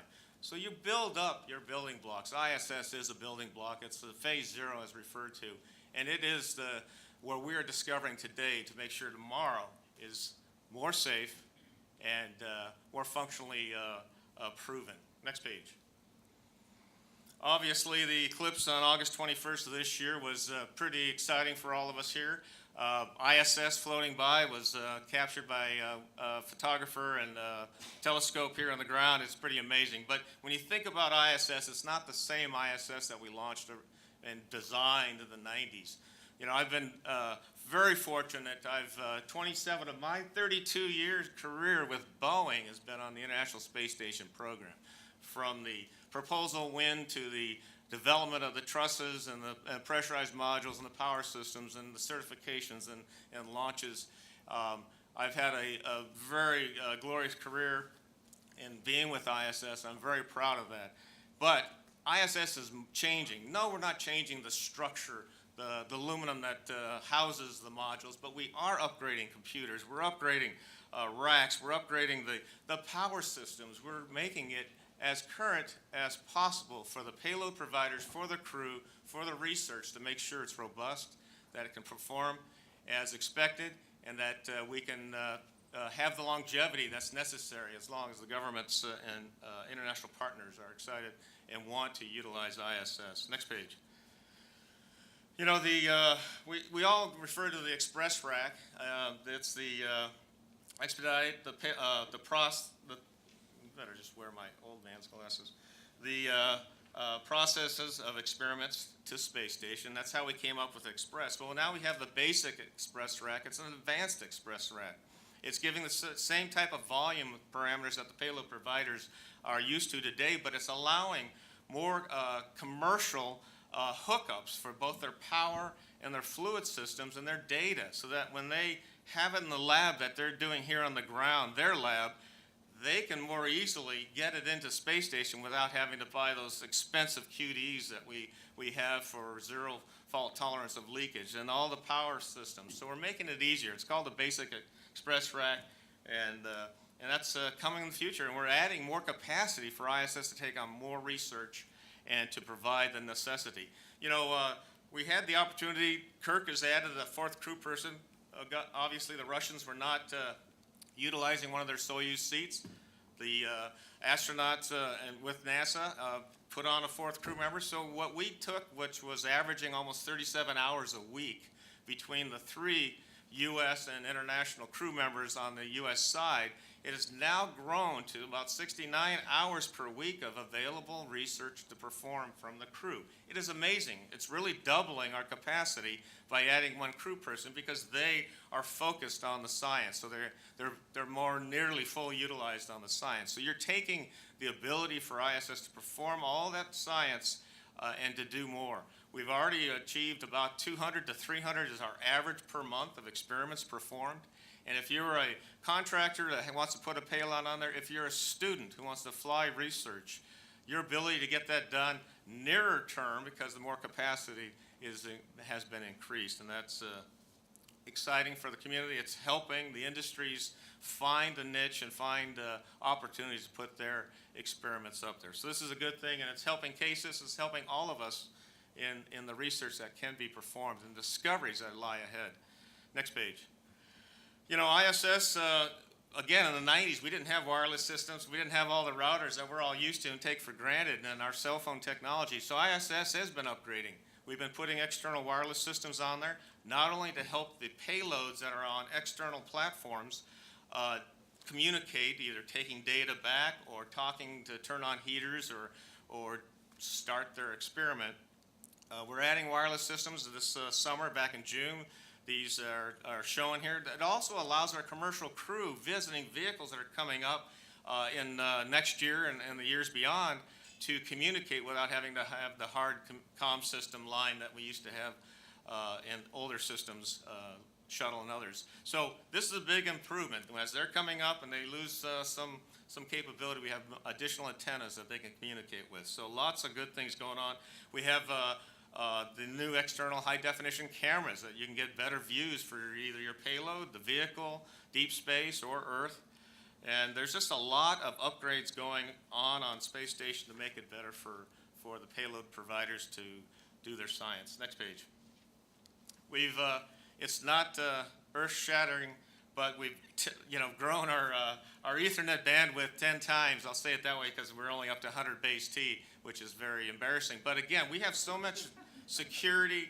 It's like your house. You have walls. You could tear the walls out and put all the new electrical lines and things in there, or systems if you wanted to perform. But sometimes it's not worth all the energy of pulling all our racks out and doing some of the upgrades. So we go with what we can do and what's manageable and what's affordable. It's not infinite cost or infinite funding, so we have to limit affordability on those things. But we are increasing the bandwidth. We have digital video that can be downlinked. You've seen that in the new ICU. And we're increasing our fiber optics. So again, making more data accessible for our payload providers that improves their accessibility, what they're used to, and allowing us to downlink it. Next page. So commercial off-the-shelf innovation. I've talked about the Burr rack that allows us to put standard QDs that the ground teams, scientists are used to. That's a commercial off-the-shelf. It's very cheap for them to buy those things. We got Microsoft HoloLens. We have laptops, Surface Pros. We've added iPads and other Surface-type touchscreens. And we've just been upgrading things to what you think you would need as a payload provider. Just ask. Ask NASA, ask CASIS, or come ask me. And if it's not there, we'll see why we can't get it up there to help what you have go better. It's a lot going on. Next page. Commercial use. Robin talked about Beam. Absolutely.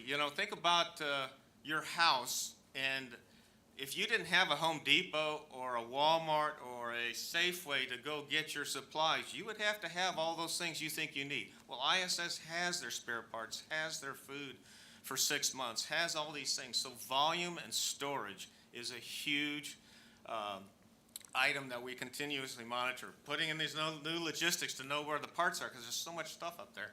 And what Beam is allowing is was going to be a 2-year stay as a payload, but it's now going to be expanded for its life, and Bigelow Aerospace is performing that with NASA. And they will stay longer. It's actually going to be a usable volume to put low-risk items in there and expand what the ISS program needs to keep on orbit. That's important for us. We have the Missy payload. That's an external payload. The Alpha Space puts that up. You could have something your company is looking for to make sure that paint, that color, that material, whatever survives the exposure to space. You could get that on there. It's an opportunity. We have Muses from Teledyne Braun.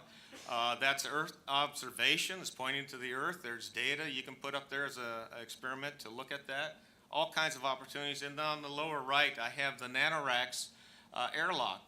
They are going to put on one of the common berthing mechanisms, an airlock that we could have a payload provider bring up a CubeSat with a deployment system. We can have the crew assemble it inside that airlock safely inside the environment of the space station, close the hatch, evacuate the chamber, and then take that with the RMS arm and let that experiment deploy to space, or expose your experiment to space for some prolonged period of time.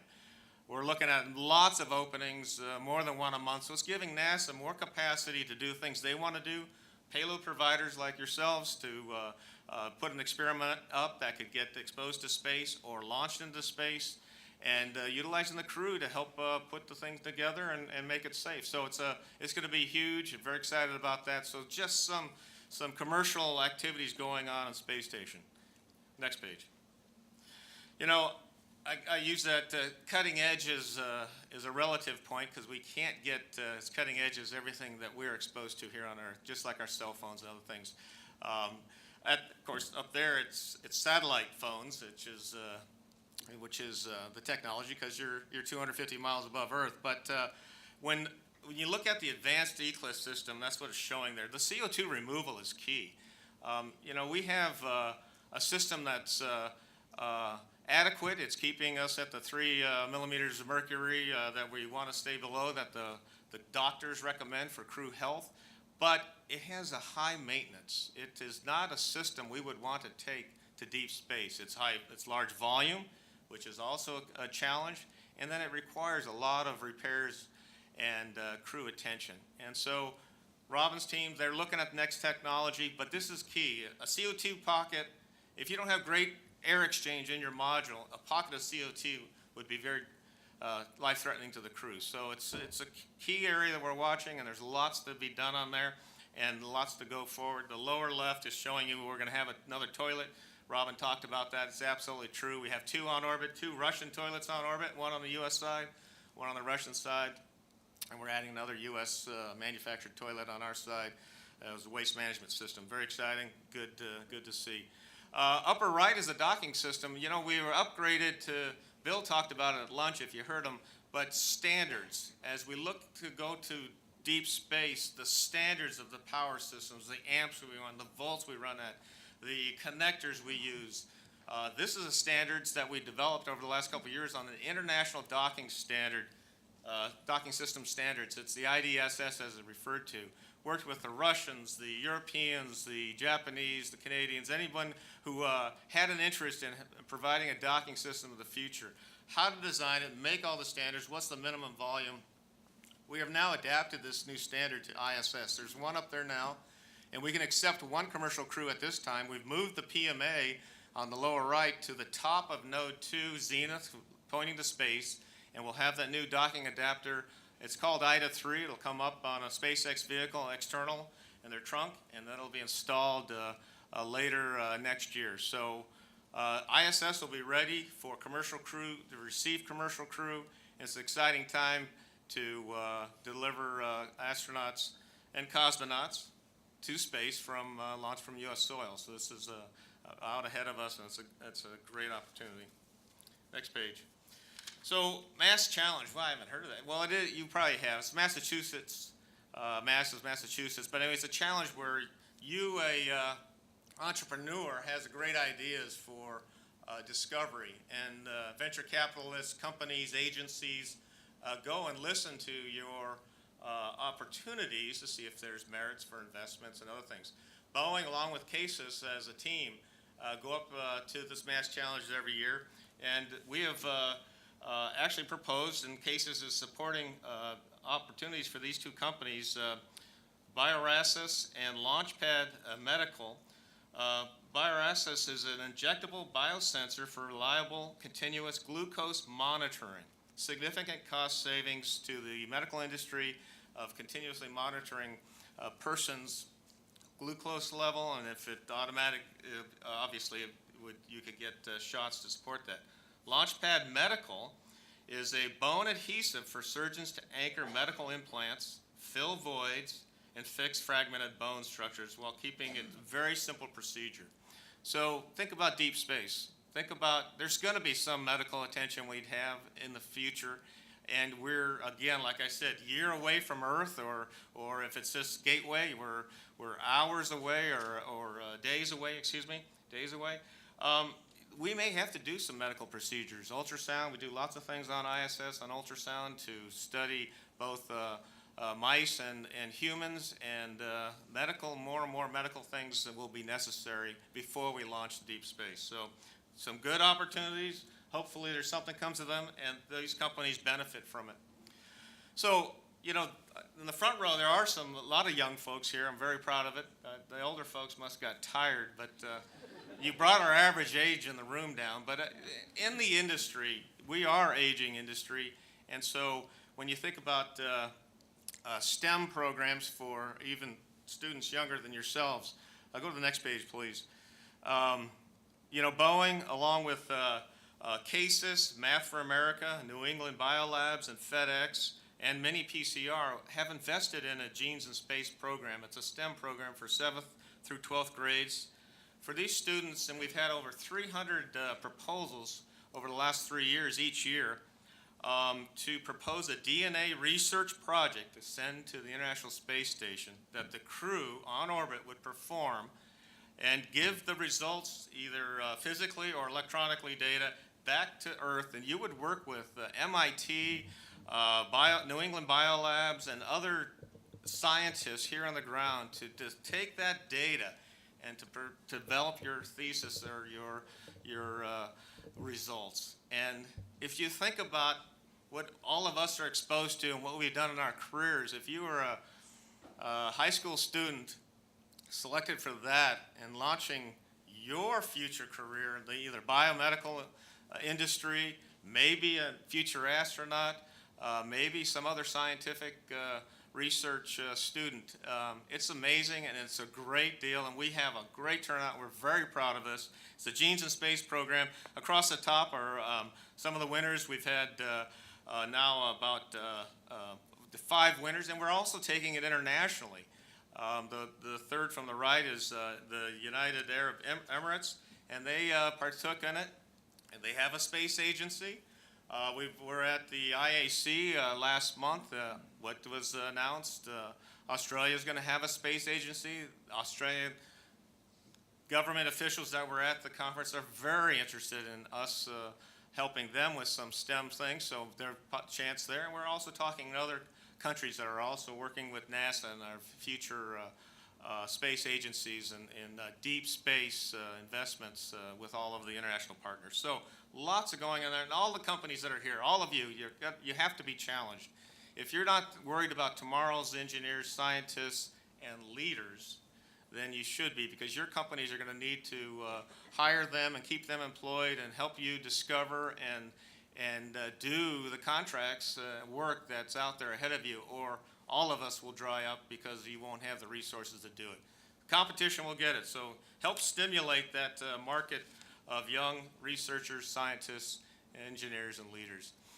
Okay, I have a video. If it doesn't play sound, it doesn't do any good, because if you were a student like this and you got an experiment on orbit by an astronaut, you know, they're like rock stars.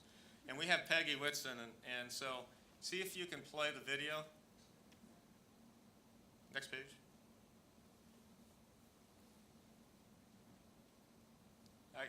Are you do we escape out of there and you have the file, or they don't do anything? I wanted to let you know that I just finished performing the PCR in your sample. And I wanted to personally congratulate you for being the first international winner of the Genes in Space contest. I hope you're very proud of your accomplishment. I certainly am.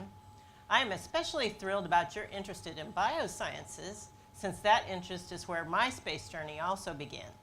And I hope that you will continue your pursuit of the sciences in order to reach your goal of becoming an astronaut. Imagine you received that from on over from Peggy Whitson. You're going, oh my, I'm going to continue in this career. So that's really, I'll walk off next page. ISS is really a proving ground. It's, go back up, there you go. It's really a proving ground for where we're going to tomorrow. It's been an amazing to think that for the last 19 years of continuous low Earth orbit presence, the 17 years continuous crew. I like what Greg said. It's right. If you're a senior this year, you know, it's going to be, there's never not been an ISS in your life, high school senior. And you know, next year, those seniors are going to say there's never been someone that hasn't lived in space. It's amazing. And what we're doing now is really helping us set up for the deep space platform, because that one is going to be more challenging, more difficult, and we got to make great decisions and know what we're doing. So, thank you. Mark, thank you. All right, I know there are several questions for this distinguished panel, so in the interest of time, we're going to go straight to the audience for questions. So let's see can we get at least a few questions from the audience.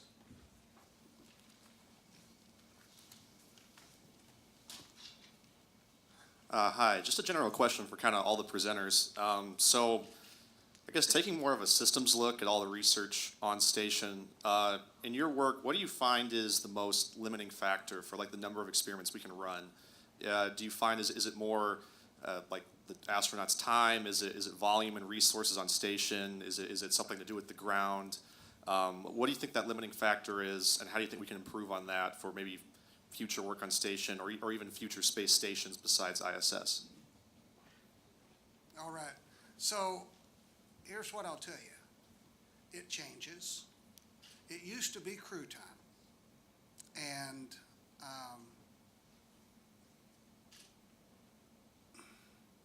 when we went to fourth crew, we actually went to fourth crew early. We were also blessed to have a crew member up there that was a bioscientist. And we had a whole lot of science. So we keep primary science and we have reserve science.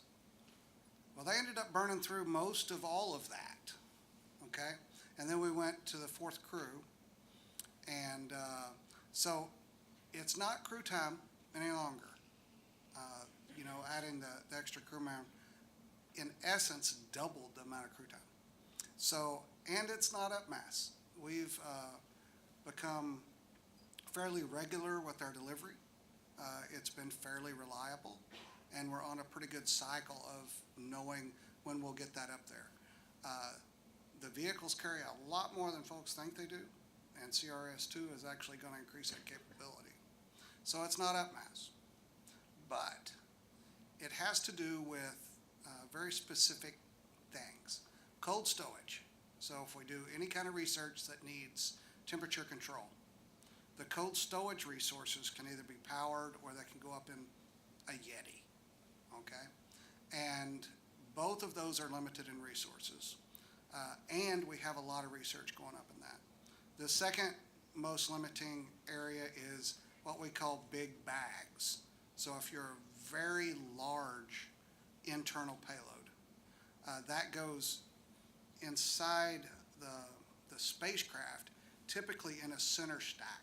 You put your bigger items in there, and then you pack your cargo very efficiently around that. And so I'm talking bags, they're big.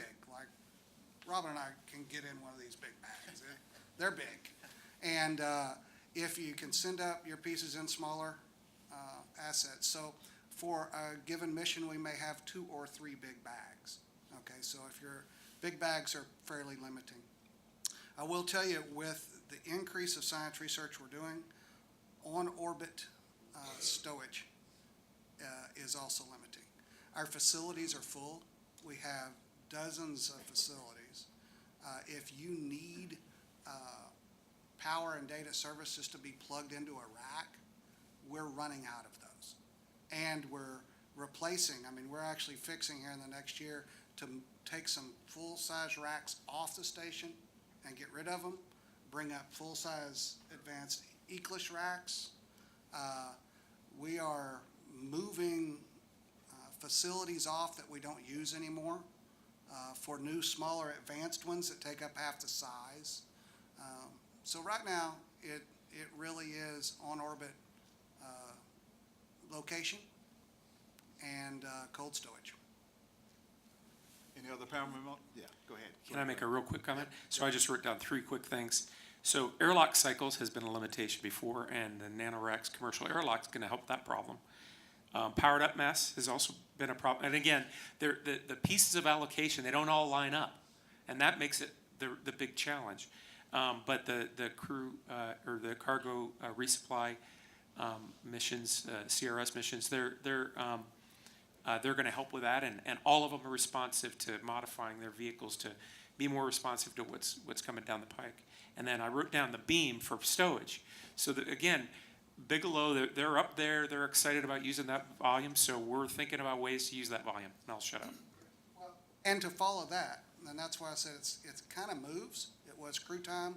Now it's these things as we work solutions for those. As the power systems age, power may be limiting in 5-6 years. It's not today. And then stowage, I think, will continue to be a problem. I think we'll continue to find inventive ways to knock that down. Thermal, some of our external payload sites, we're reaching our limit on our thermal control for big external payloads. There's only X amount of pounds per hour you can pump, and we're pretty full. Actually, most of our external spots are full. So. All right, thank you. We got one in the middle here.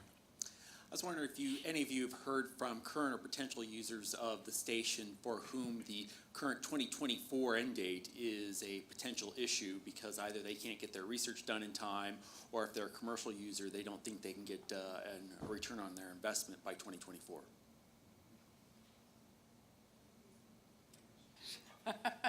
Greg and I looking at each other.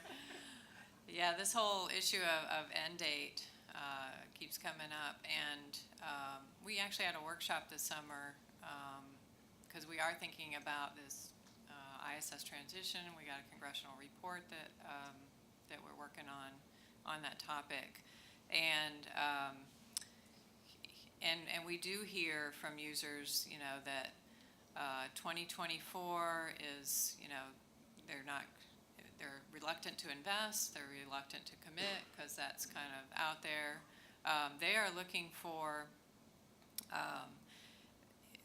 we didn't hear at the workshop that anyone is looking for ISS to end in 2024. I will say that.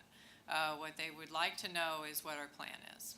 So whether it is to extend, whether it is to transition to something else, what is NASA's plan, and have some certainty around that as far as that goes. So yeah, that is an issue, and that's why we're trying to develop this transition plan and then communicate that to all of our stakeholders so that we can reduce that uncertainty and folks can plan their business cases and keep enabling this commercial enterprise in space.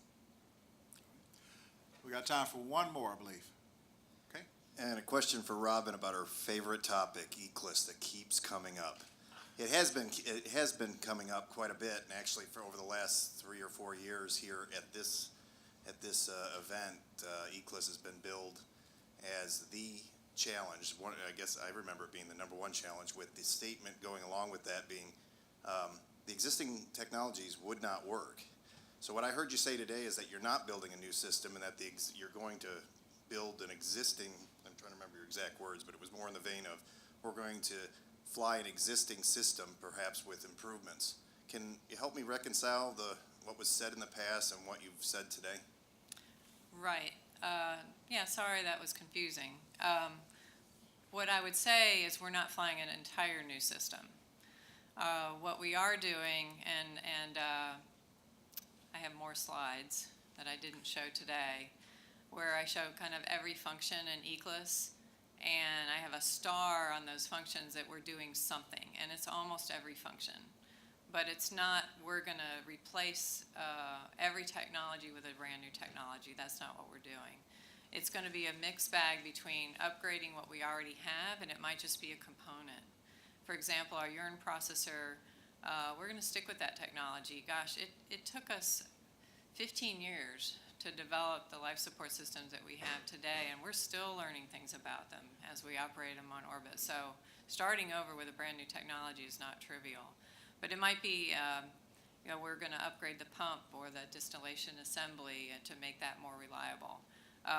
We have some brand new capabilities, such as the brine processor assembly. And then we have some areas like CO2 removal that Mark was talking about. Well, we really got to address that. That one's not been, very reliable. So we're looking at different technologies, going to fly several, and then make a decision. So it's a real mixed bag. And then environmental monitoring also, we're adding some new capabilities so that we can not have to send samples back. So that's what I meant. It's an evolution of what we have on station today into an improved system. All right, that's our last question for today. But again, I do want to thank this panel for sharing the information that's going on today for the research that's taking place on the International Space Station. And again, let's give them all a round of applause. Bobby, thank you and your panel. It was a good closeout panel for today. I do apologize for the video, and I'll find out what's going on with that before I go and drink tonight. Or maybe I'll go and drink tonight first. We'll decide. Reviewing the day, I think that there's a lot of stuff that happened, and if I think back on what Todd May told me last night, it probably is the best way to review the day. Last night we were talking about what he was going to do today and what he was going to say in his breakfast and his opening discussion with us. And he told me, well, he had to go back home and he had to review his notes. I said, Todd, you do this a couple of times a week. What do you mean you need to go and review your notes? He said, there's so much stuff going on, so many things that are happening. He had to review his notes to make sure he stayed up to date. And that's from Todd May, the center director here. So I think we've heard a lot today about new things that are going on, old things that are getting better, and things that we're going to do in the future. And so that's my reflection on the whole day. Now we're going to be going, after I get done here, you get done listening to me, we're going to go to our reception sponsored by ULA. We've got some speakers, very short speakers.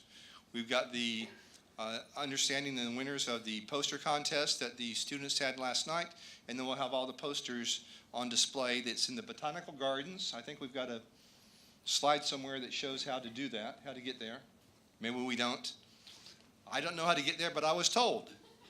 Oh, there it is. Go out to Sparkman, go towards the interstate, go across the interstate, and it's on the left. And then you, upon entering the gardens, take an immediate left into the green parking lot. So whatever the green parking lot is. So I will see you guys there. Now, tomorrow, we start at 7 with the Continental Breakfast, and you can network and talk to friends and new friends and people you want to work with.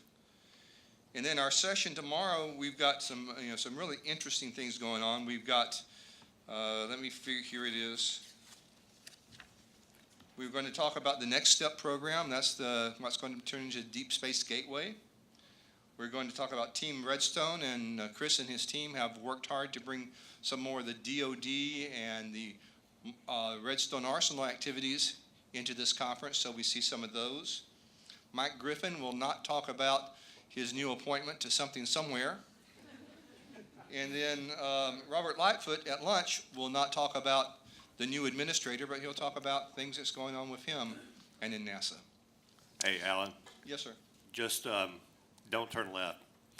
If you go south on Bob Wallace, it is on the right. Oh, on the right. It's on See? You'd have to take 3 lefts or just 1 right.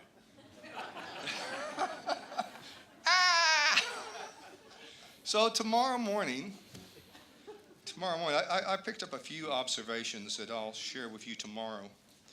But they'll be about delicious microphones and an obsolescence prediction and Battlestar Galactica. And maybe if it's not TMI, we'll talk about family bathrooms. So we'll talk about that before we start tomorrow on my observations on things I saw today. So I will see y'all at the conference, at the reception. If I can find my way there, I'll just follow the line of cars. Thank you.